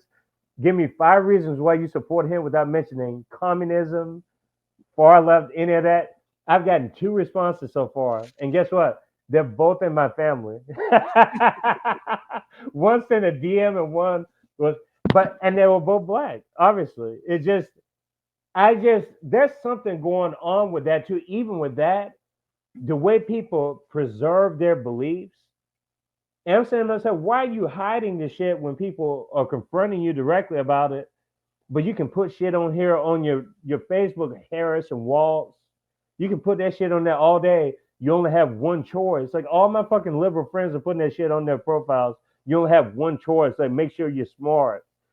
But you can't participate in a fucking poll. I mean, like I'm trying to get real information, and I'm not going to judge you. Like DM me if you don't want people to see your dumb choices. I mean, I don't care about them, but it's a dumb choice, and I'll tell you why, like face to face. But I'm not going to do it to you in front of millions of people. But it's just interesting how people guard their values at their convenience.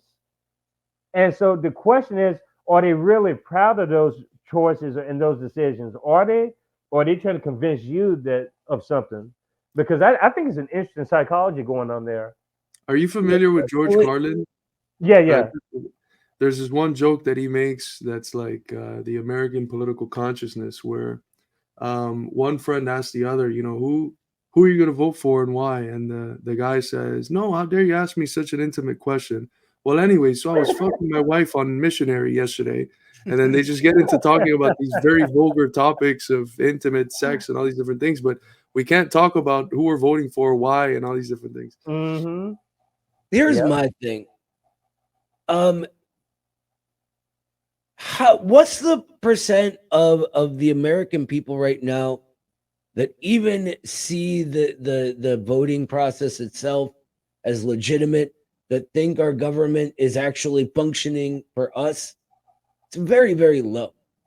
I think most people that vote do so because they're middle class and they have no necessity to improve their lives, so they can sit here and worry about communist Kamala Harris or fascist Donald Trump. And at the end of the day, both of them are running solely on I'm not the other one. Exactly. Right? I mean, Trump had some potential at first, right? 2016's Trump was talking about locking up Hillary Clinton and draining the swamp and bringing production back. And I was sort of quietly optimistic, like, okay, let's see where this goes. But he went the same place it always does, right? Nowhere. And so I think we're in this period where more and more people are realizing that it's all a facade. It's all a mirage. It's all a distraction. And those who still care don't even really know why they care anymore. It's sort of just a habit, a routine. And as this process that I call reproletarianization, or the death of the middle classes, continues on, the same thing will be happening to them. That is, unless they're, safely ensconced in what tiny amount of a middle class we're going to have in the future. But they're going to realize at some point, the only reason I cared was because I'd cared in the past. Mm-hmm. That's what my prediction. The liberals would shoot me for saying this, but Trump is another form of Obama. Someone who got the masses hyped up and who came up getting a lot of people hopeful for a radical change, and that just gave them a big old nothing burger when he was actually in office and just governed like everyone else before them. And we went from a Trump that said, I'm going to be the anti-war president, to a Trump that says, let's bomb Iran and their nuclear facilities and basically escalate to a nuclearized third world war. Let's continue. I'm going to let Israel finish the job. What? 250,000 Palestinians dead, according to the Lancet report. It's absolutely disgusting. They're, as George Galloway is fond of saying, they're two cheeks of the same ass. Mm-hmm. And this is something too that I want some of my friends to kind of debunk, or not demystifying their mind. They have to demystify this thought process. I always viewed Trump as just, he's a tool, obviously. He's simply a tool. And I've always seen him as a Democrat from day one. Like, he's always been a Democrat. Like, if you look at these people's histories, I don't know why people are so. If you look at fucking Marjorie Taylor Greene, Carrie Lake, Lauren Boebert, all these people were Democrats. It makes total sense to me, but these people are so delusional. How are these people? They're far right now. I'm like, no, they're not. They're using their positioning as a way to get in the system. That's all Trump is a tool. Like, he's nothing more than people. By them saying that they're scared of him, actually adds more to the problem. That's why I've tried to tell people, you're giving him more credit than what he needs, than what he deserves. Like, he's not this fucking like formidable force. I mean, you guys are making him that. Like, he's not some kind of a formidable force, but maybe I'm just on the other side of it. I don't know. But I just try to get people, like, maybe they just don't see what we see. But I just think that they've created the monster, and now they're trying to blame everybody else that have been telling you all along. The media, y'all did that shit yourselves. The Pied Piper strategy, you elevated him. You thought that he was going to self-destruct. It backfired on you. The personality got, blamed, went into the masses. The masses liked it. That flavor of the day. which was the different flavor, the same flavor of bullshit neoliberalism, but it was the neoliberalism that people were wanting. Yep. And when you play those neoliberal games, you get burned by them, and that's exactly. I think Trump is pretty much part of that tradition. Look, I think people liked Trump because he took the mask off, right? The reason he began getting famous was in that discussion with Hillary Clinton, right? Here, where he's like, I know you don't pay taxes because I use the same loopholes. And everybody was like, he said the quiet power out loud. We all knew this. Finally, someone who's telling it like it is, right? And from that moment forward, people just trusted him, not remembering that, he's kind of a reality TV clown, right? And this is something that really made all my Trump voting coworkers think. Once he got in office, he governed pretty much like Obama. Yeah. It was almost the exact same. Nothing really. He deported less people.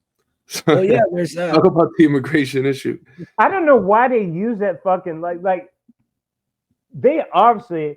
I don't believe that they're trying to win. I don't believe that the Democrats, because they're going to win anyway, because all they do is play off of each other. Like I've been trying to tell my friends this: the Democrats and Republicans need each other. Mm-hmm. That's the only way this bullshit system can survive. Just like the Zionists need the Nick Fuentes. That's exactly it. For the Democrats, stuff like abortion is a political football. They had time. If they actually believed in, in what they say they believe, they could have codified it 30 years ago. They didn't do it. The Republicans, do they actually care about immigration or any of the things that they talk about? Hell no. The people that fund the Republican Party are the ones that benefit from the cheap labor of non-legal immigrants. So both parties distract you from the bread and butter issues where they're both, excuse my French, fucking you equally raw. That's what my dad says, by the way.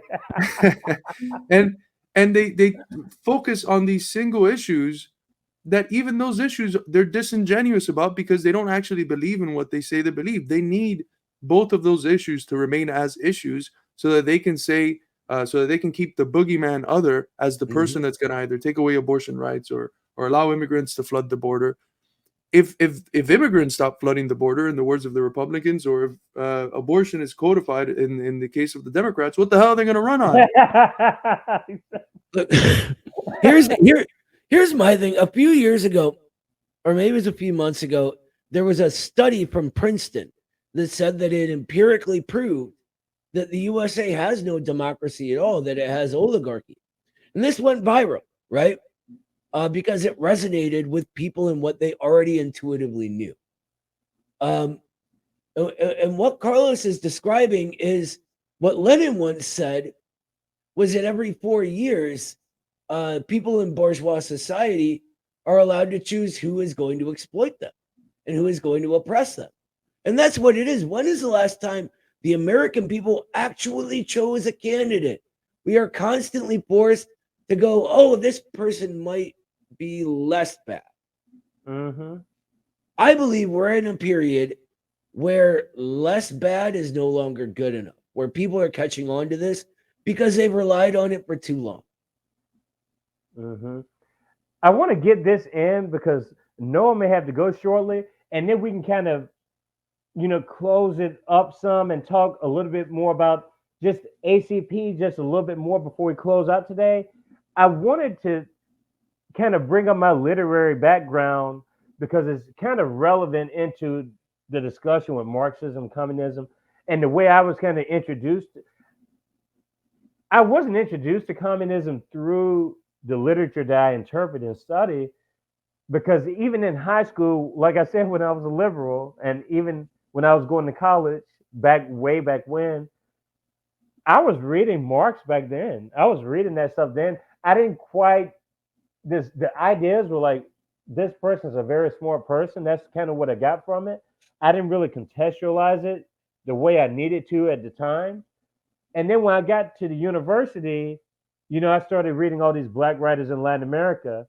Aimé Césaire, whether it's a Francophone writer, Fanon, or whether it's somebody like Adalberto Ortiz, who was an Afro-Ecuadorian writer. And all these people at some point had elements of either they were characters of communism in their literature, confronting like a black world, this black localized world. And it was different in the Caribbean, it was different in the Southern Cone, it was different in South America, Central America, just depending on where these people were. And you're dealing with all these intersectional elements of the blackness and the geography and everything else. But the part that interested me the most is when these self-declared Marxists kind of they rediscovered themselves and kind of question their own literary productions, like a Jacques-Stéphane Alexis from Haiti, who wrote Mi Compadre General Sol, which is like General Son, my brother, if you translate that to English, even though it was written originally in French and Creole.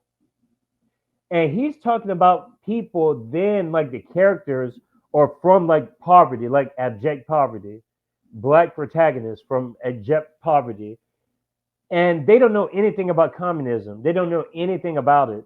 The only way these characters are introduced to it is through um, they would be more bourgeois, I guess, but they're imprisoned because of their politics at the time. Like, and these are fictional writings, but these people are in prison because they're communists. So he's getting education from these communists that he meet in prison.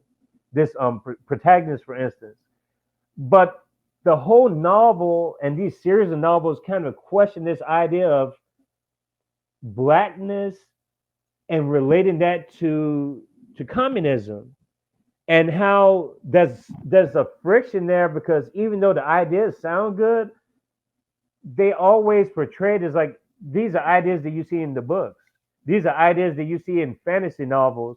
How does that relate to my Haitianness, my blackness? And it kind of deals with this Haitian revolution meets the French Revolution meets communism, is kind of questioning everything that we've been taught about these things. And I always wonder, where does Pan-Africanism fall into this? Because there's definitely a dialogue between all these different ideologies, but the way the black writers confront it is interesting to me, because it's not that they're shooting down communism completely. It's just that they always tend to go back to pre-communism, like the Middle Passage, or whether it was the formation of the quilombos in the 1500s. It's always like a very localized, like that's the only way we can do it. It has to be communal. It has to be super localized. It can't be something that's a broader type of ideology. I don't know if any of that made sense or not, but I'm trying to capture what these people are writing and also my interpretation of what they're writing. It does. I'll be quick, Carlos. I think that having grown up in a mostly black neighborhood, there is a sort of narrative that communism's a white people thing. I mean, that's what I've straight up been told many times. But communism is a universal thing. And in the context of America, we call the father of American Marxism W.E.B. Du Bois, right? There is no American Marxism without understanding Du Bois and the Black freedom struggle. There's no American people without Black America, right? The Black America, the Black working class specifically, brings the entire nation forward, actualizing us further, developing us as a whole people, not just at one revolutionary moment, but two, right? At the end of the Civil War, which creates the first ever dictatorship of the proletariat in history. And then during the Civil Rights Movement, which is another revolutionary transition to smash and throw down Jim Crow. Go ahead, Carlos. I don't want to go up on a ramble. No, yeah, that analysis that Noah is referring to, based on the work of Du Bois and our analysis of his role as the foundation of American Marxism, I develop it in the last book for those interested, Why We Need American Marxism. And it's very interesting because even in the academy, part of what you get in the people that are presented as radical is this conception that, Marxism is not radical enough. It's European, it's white, etc. And it couldn't be more the contrary. Russia was considered a white nation for most of its history. But do you know what the most white supremacist writers in the US and in the West in general said when Russia had the Bolshevik Revolution? They became black. They're no longer white. They basically lost their white card. Yeah, you could go back to the writings of some of these racist, the white supremacist thinkers, and in their eyes, communism was identical with the negation of their conception of whiteness. That's why even here, when the McCarthyite period, what do they call, and there's pictures of this, of racist protesters, what did they call race mixing? They called race mixing communism, right? So the ideology of defending capitalism has always been intimately connected with the need to otherize some group, and as a reflection back from that otherization of positing some sense of whiteness as intimately connected to humanity. So I think that one of the things that we actually see de facto historically is that things like Pan-Africanism have always been developed within the context of not only a critique of communism, but an alignment with communism. And not only a critique of capitalism, but an alignment with communism. The person who develops Pan-Africanism is Du Bois, someone who dies while being a member of the Communist Party. The country he died at, Ghana, was a socialist country, allied with the Soviet Union. Most of the main anti-colonial revolutionaries, whether it's Cabral or Sankara, whoever it might be in Africa, they were deeply Pan-Africanist, Nkrumah. And they were communists, but communist in the national and civilizational context of African reality. And this just goes back to what we talked about in a previous interview, and that I referenced briefly in this one. Communism or socialism is always embedded in a specific form. And Pan-Africanism, in the way that it has been formulated, all it really is socialism with African characteristics. And that analysis is itself a Marxist analysis. And what makes something Marxism, as to go back to a point that Noah made, is not people calling themselves that, right? Someone can call themselves a Marxist, but in their analysis of the world, they have nothing to do with Marxism. And then there's people that cannot call themselves Marxism, can just call what they're doing Pan-Africanism. But in reality, what they're doing is Marxism. And that's a whole lot of what we find in the anti-colonial revolutions in the global South and specifically in Africa.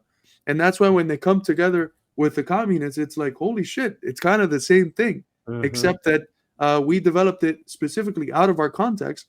And in my opinion, that proves the correctness of communism. When people who are not trained necessarily on the literature of Marx, Engels, Lenin, etc., spontaneously arrive through their own very own realities and struggles at those ideas. So, in that context, whether you call it Pan-Africanism or communism, call it whatever you want. It is, for the people that are aware of the tradition, it is communism. So that's how I've always thought of that tradition. And in the U.S., it's essential because the main developments that our nation has had have been centered around the struggle against the color line, against racism. And this narrow conception that the social democrats have of class struggle as just this thing that happens in the factories between white workers and their bosses, that's ridiculous. In Marx, in Engels, and Lenin, the struggles for national liberations are not just national liberation struggles, they're a form that the class struggle takes. The struggle against slavery in the U.S. South was not just a struggle against slavery, it was a class struggle, the form that the class struggle takes. The struggle against apartheid in the context of the U.S. after the counter-revolution of 1876 and up until 1964, when you have that political revolution and the jure abolition of apartheid. That struggle is a class struggle. Just like in South Africa, the struggle against apartheid was a class struggle. What are we going to say, that Mandela was only someone who was engaged in race struggle? No, it was the form that the class struggle took in the context of apartheid, because that's what capital needed in order to succeed in its ends. It needed to have people divided, to have poor working class people divided and fighting each other over race. Marx calls racism the secret through which the capitalist class sustains its power. So when you fight against racism, this bifurcation, artificial bifurcation of working class people on the basis of race, what are you fighting if not the class struggle? That's interesting. Okay. I just want to add that, look, I can call myself a pizza. It doesn't make me a pizza, right? I have to actually be a pizza in reality. That reality is always primary, right? And our thoughts are only reflections of every moment leading up to that thought being cognized. One pretty big philosophical thing that I wanted to get off my chest before we conclude with ACP, and Noah probably had to go soon, but I wanted to get in this before Noah left. So where do you all view like decentralization? This is a word that I've never heard this word used so much in the last probably 2 years. Whether it was a guest, people who study political economy, political theory. I hear this word decentralization been thrown around left and right from libertarians, from socialists, and I'm saying to myself, everyone's using the same word. So I want to ask you guys, like, what does he comment on decentralization, and does that play any part at all into Marxism at all? Like what is the line? Because I've always gotten the impression that was more anarchist, but I may be off on that though. Well, here's the thing. Most people you'll hear talking about decentralization, either for or against it, don't have a realistic view of what it is.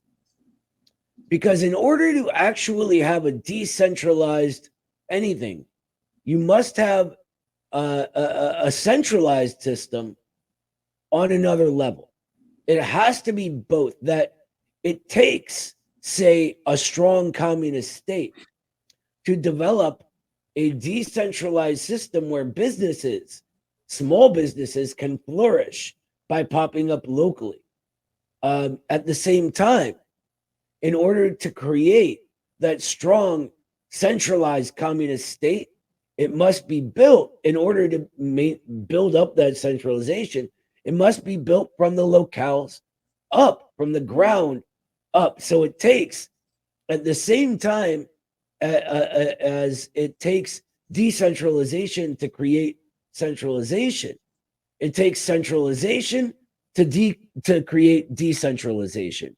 And this is one of the things we mean by contradictions existing in reality already, right? That this is all a process of these things happening, right? Building it up in order to continue building it on another level.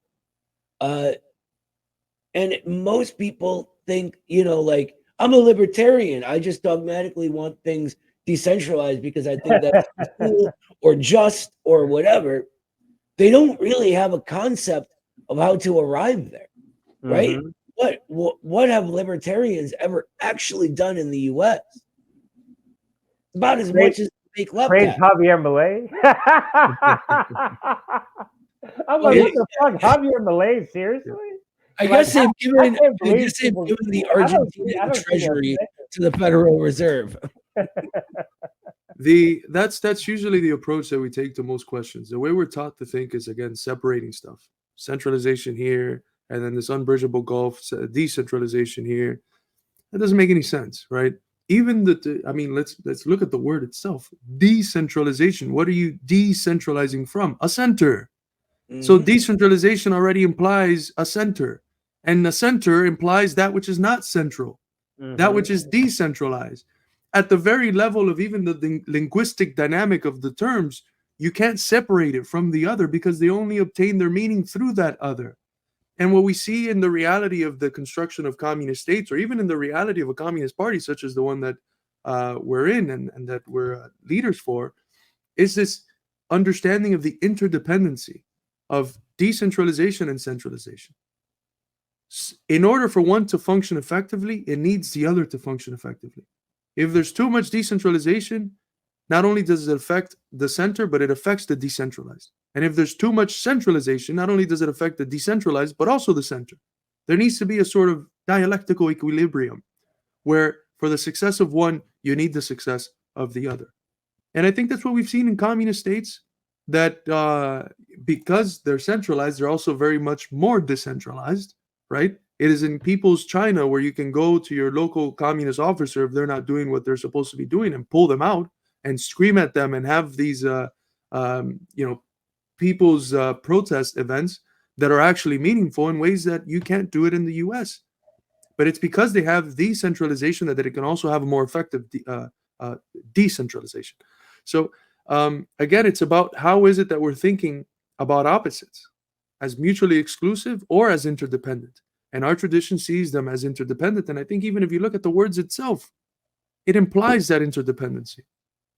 Noah, I promise I'm going to let you go, but since you're here, I have to throw this nugget to the crowd because it's been brought to my attention, and I was there the day this happened, that someone that's been on my show a few times wants to debate you, but they said that they will only do that if I'm the moderator.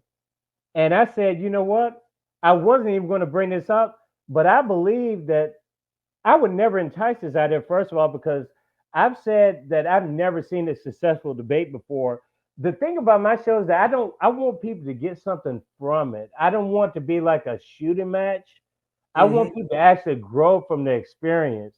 I believe I could do that. I believe that I'm capable of pulling something like that off as a moderator, because I'm really impartial. I don't have any agenda at stake. I have nothing at stake when it comes to this.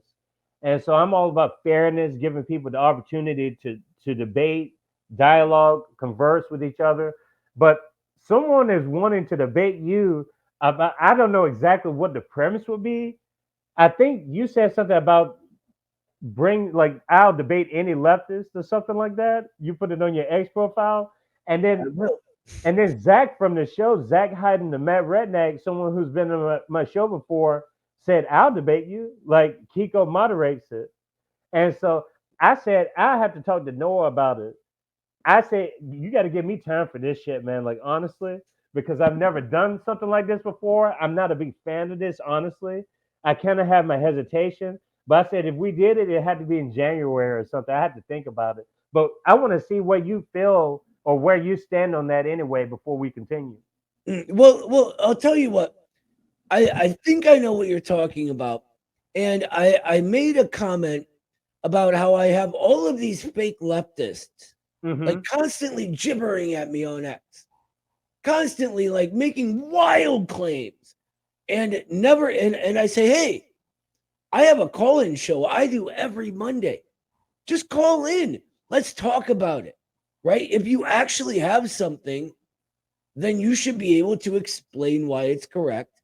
And we can go back and forth, right? And not a single one has actually done that. No, I take that back. One time I had Carlos on as a guest, and someone tried to do that, and Carlos was like, oh, I'm taking this one. So I never got a chance. He cut me off on my own That's show. Hilarious. What are you gonna do? No, but see, he's a lot smarter than me, so it's fine, right? So like, I jokingly call him like the Lenin to my Stalin, right? But anyway, no, for real, like I'd be happy to do that. The problem is, and I've had a few people approach me with offers like this, so I think I know who you're talking about. But the problem is, I am insanely busy. Like I'm going to be all over the country, if not in other countries, for the party.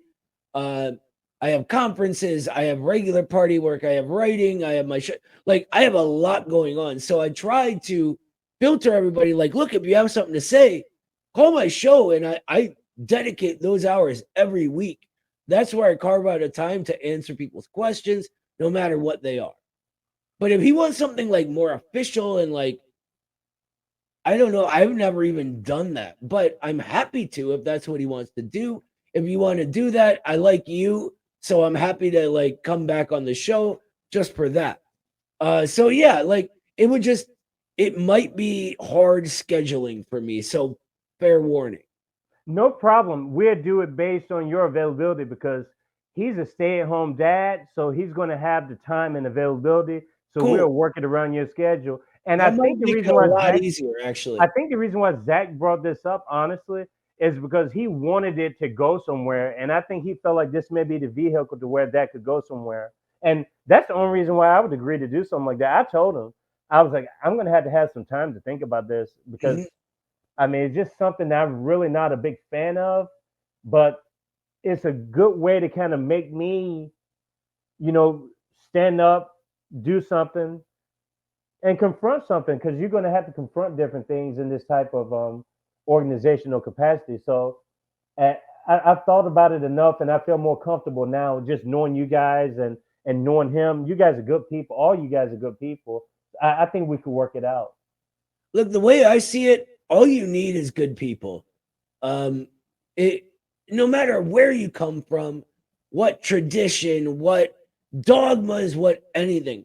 If you have good people putting their heads together, then you can get something accomplished. I agree with that. I believe in that for sure. But I don't know if you have to go now. No, I had to get that in before you got off camera because I know you got places to go. But I got about 15 minutes before like I have to leave. So oh, we're good then. We'll all get off at okay. the same time then. Okay, so ACP, you mentioned Haas, Jackson Hinkle. I've seen these people like on. I only know them through social media.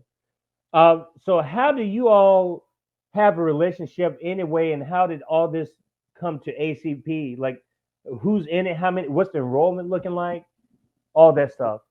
The the other part that came together to form the party, very similar to the Midwestern Marx Institute and what drove Eddie and I to create that outlet, had some critiques about the existing left, and it just so happened that a lot of the critiques were very, very similar.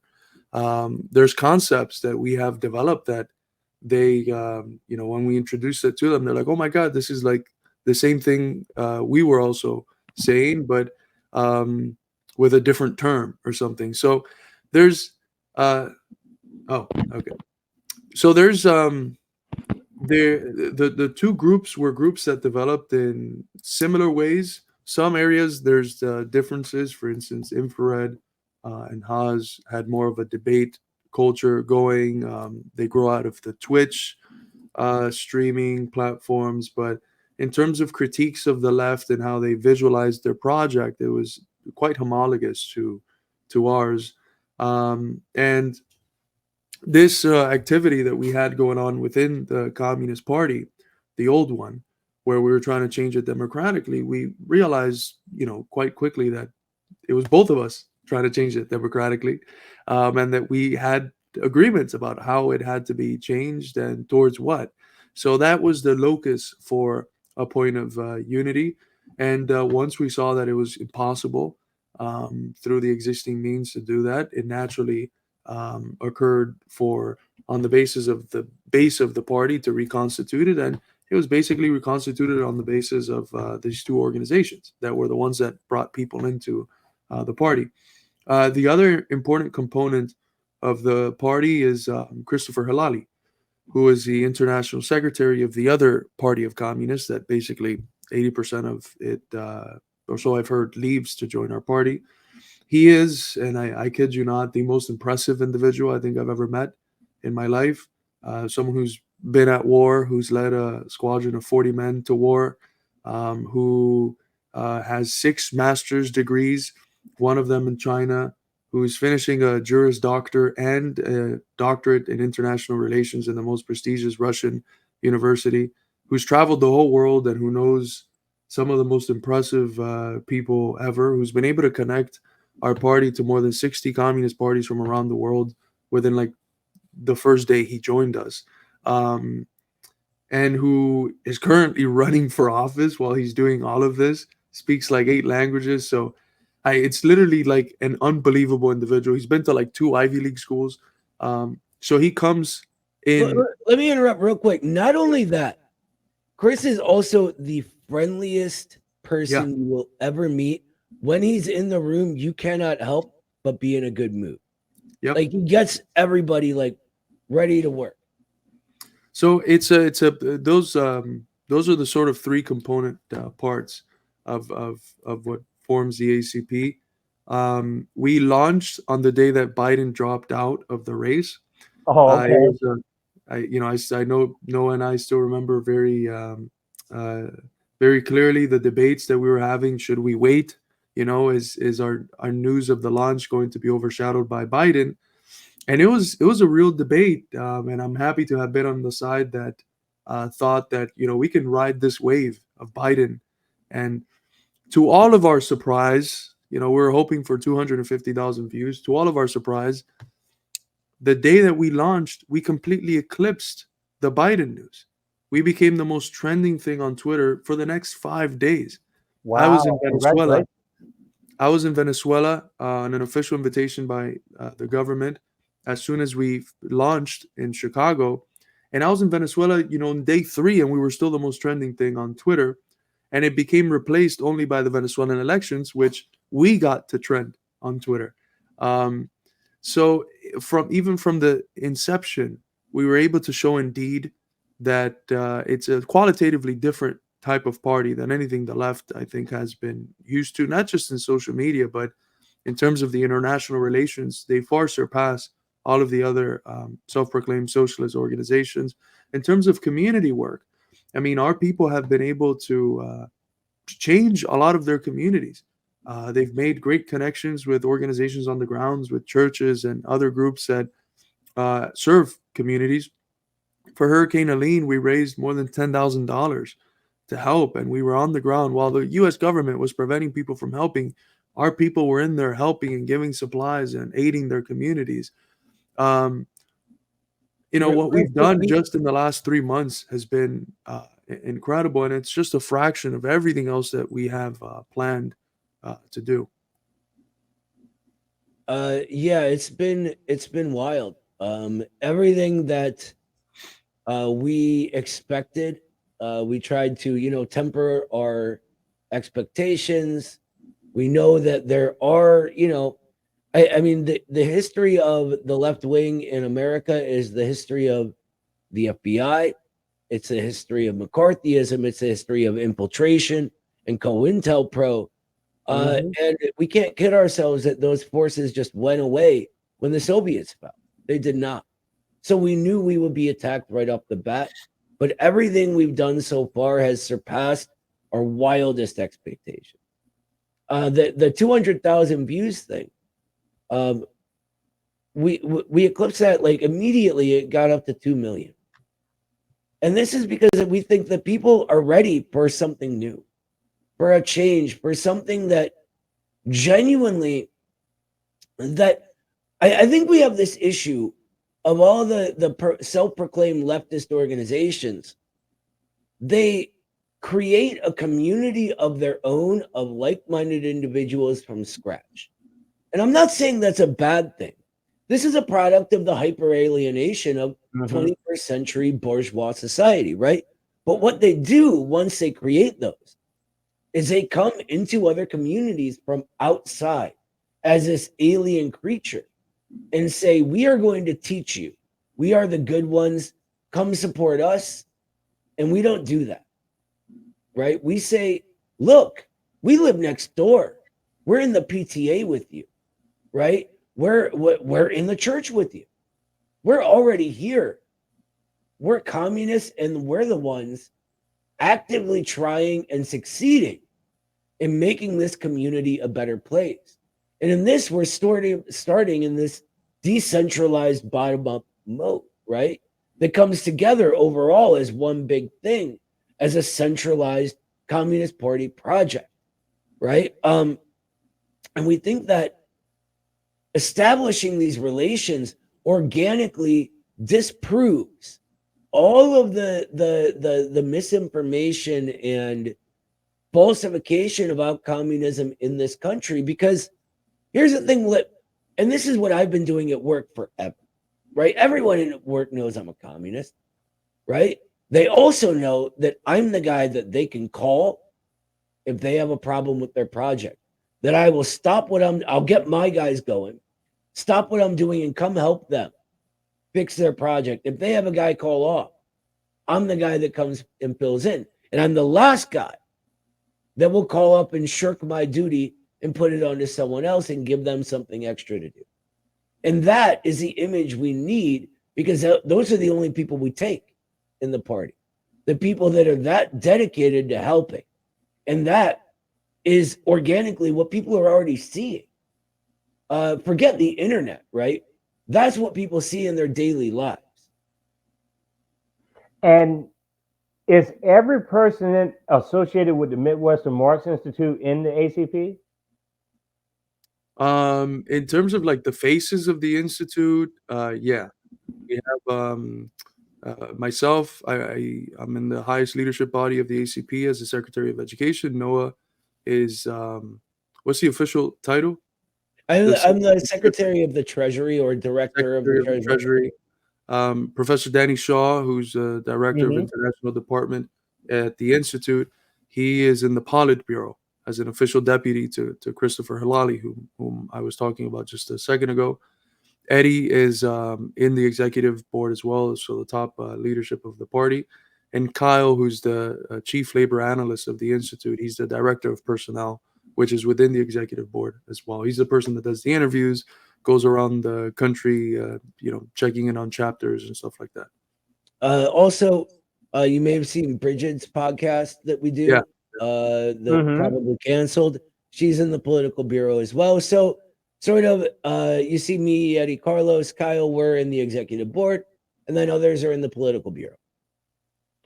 And I've seen a lot of these people on social media because I've been following this pretty closely. Not at the beginning, but like this last week, 2 weeks especially, I've been seeing all these pictures coming in, just like I was watching some of Eddie's speech that he gave. I feel like I know Eddie and Danny because I know that Danny follows the forum very closely because I just know that he follows on there because he's one of my public subscribers on there. So I saw his name pop up, Professor Danny Shaw. Shout out to Danny. And it's messed up. I think they released him from John Jay, didn't they? Yeah. He got fired for speaking out against the genocide. Yeah.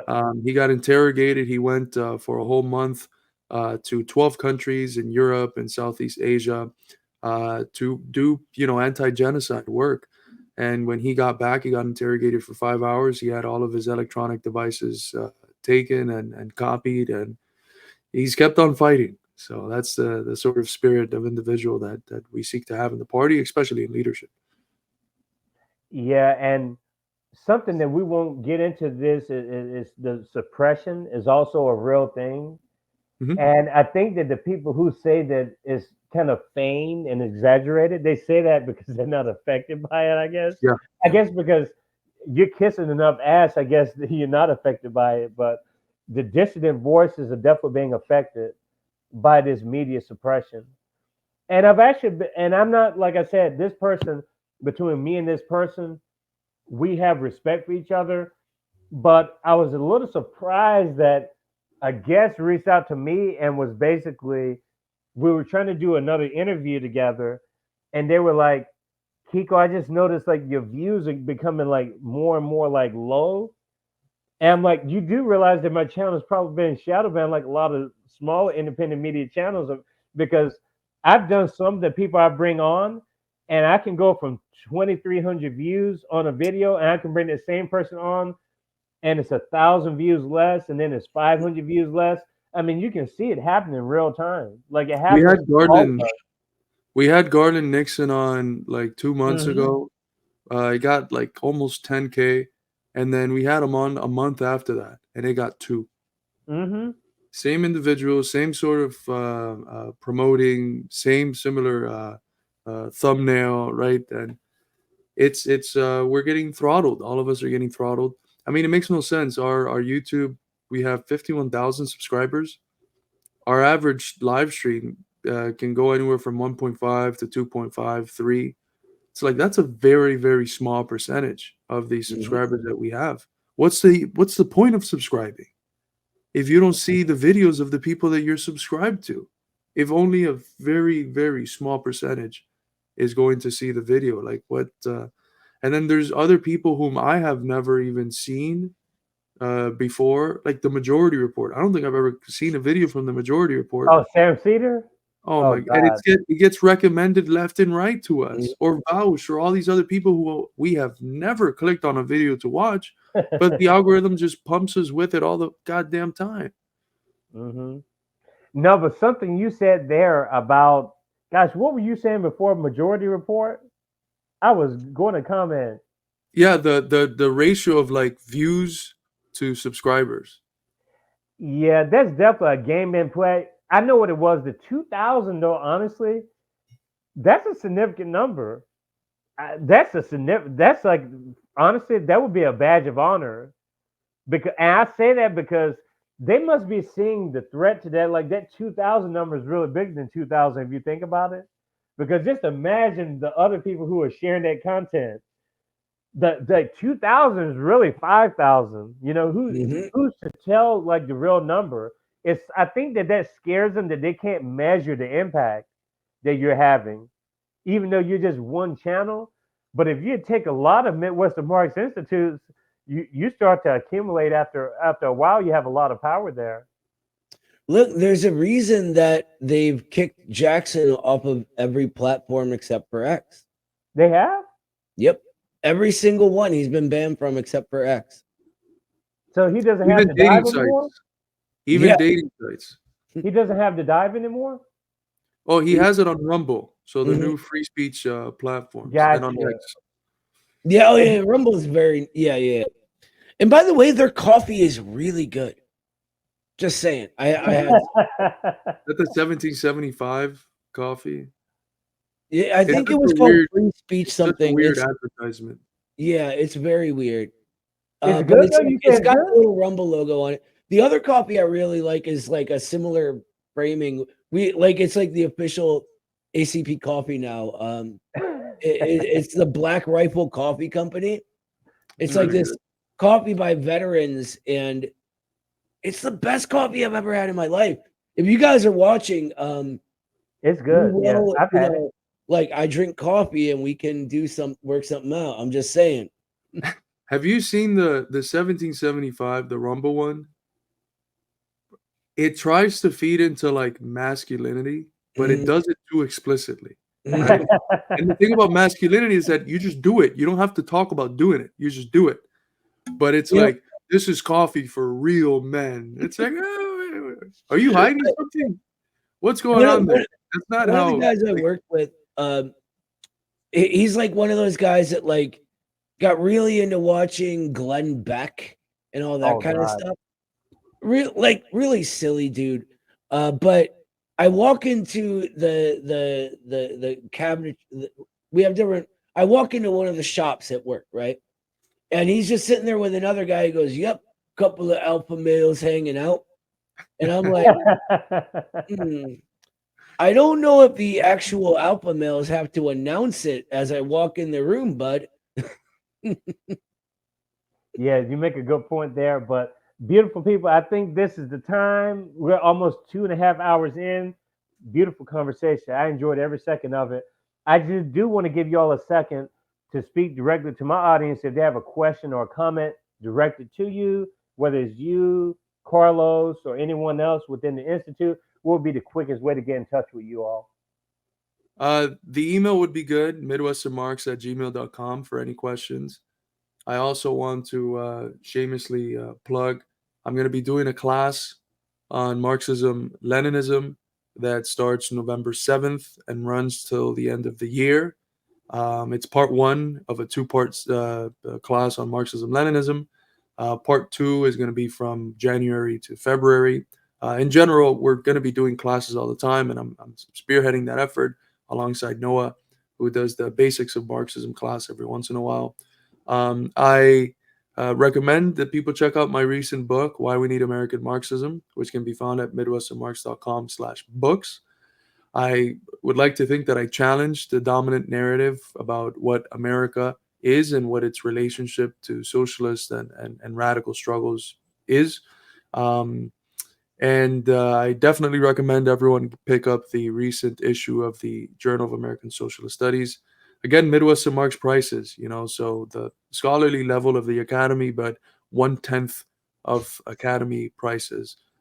That's the best way to support us, either through classes or buying our books or becoming a Patreon at patreon.com/Midwestern Marx. But those that are interested and think they have the discipline and time to participate in some of the organizing work that we're doing, I definitely would recommend that they check out the ACP at acp.us, which is the official website. You can find our party constitution there, as well as the party program, which was just ratified at our first national convention in Chicago this past October 12th. I'm going to reiterate, if you're interested, get a seat in Carlos's class sooner rather than later. We're talking about one of the best teachers I've ever met in my life. There's a reason he's the director of education for the party. And if you have any questions at all, every Monday at 6 p.m. Eastern, we do my call-in show. It's Noah's show. I know I'm not very creative at naming things, so there you go. And you can find me there every Monday. It's right down there at Khrachvik on X. It's advertised all over. So yeah, hit us up. And that's about it. Well, I know for a fact that some of the people in my audience have definitely taken some of your coursework and they appreciate it. I know I've purchased books before. I think I've donated to Noah's class, just like you could send somewhere to donate and stuff. I always try to help when I can, but I'm really happy that we had this conversation today and that we will continue to have future conversations, because we need independent media. Independent media is so important. And I know people like to use that word a lot, independent media, but I truly believe that we're on the cusp of something great. You guys do great work. We're trying to do great work here. And I think if we'd just been honest in our principles, we can get somewhere. I just don't take the bait with all this.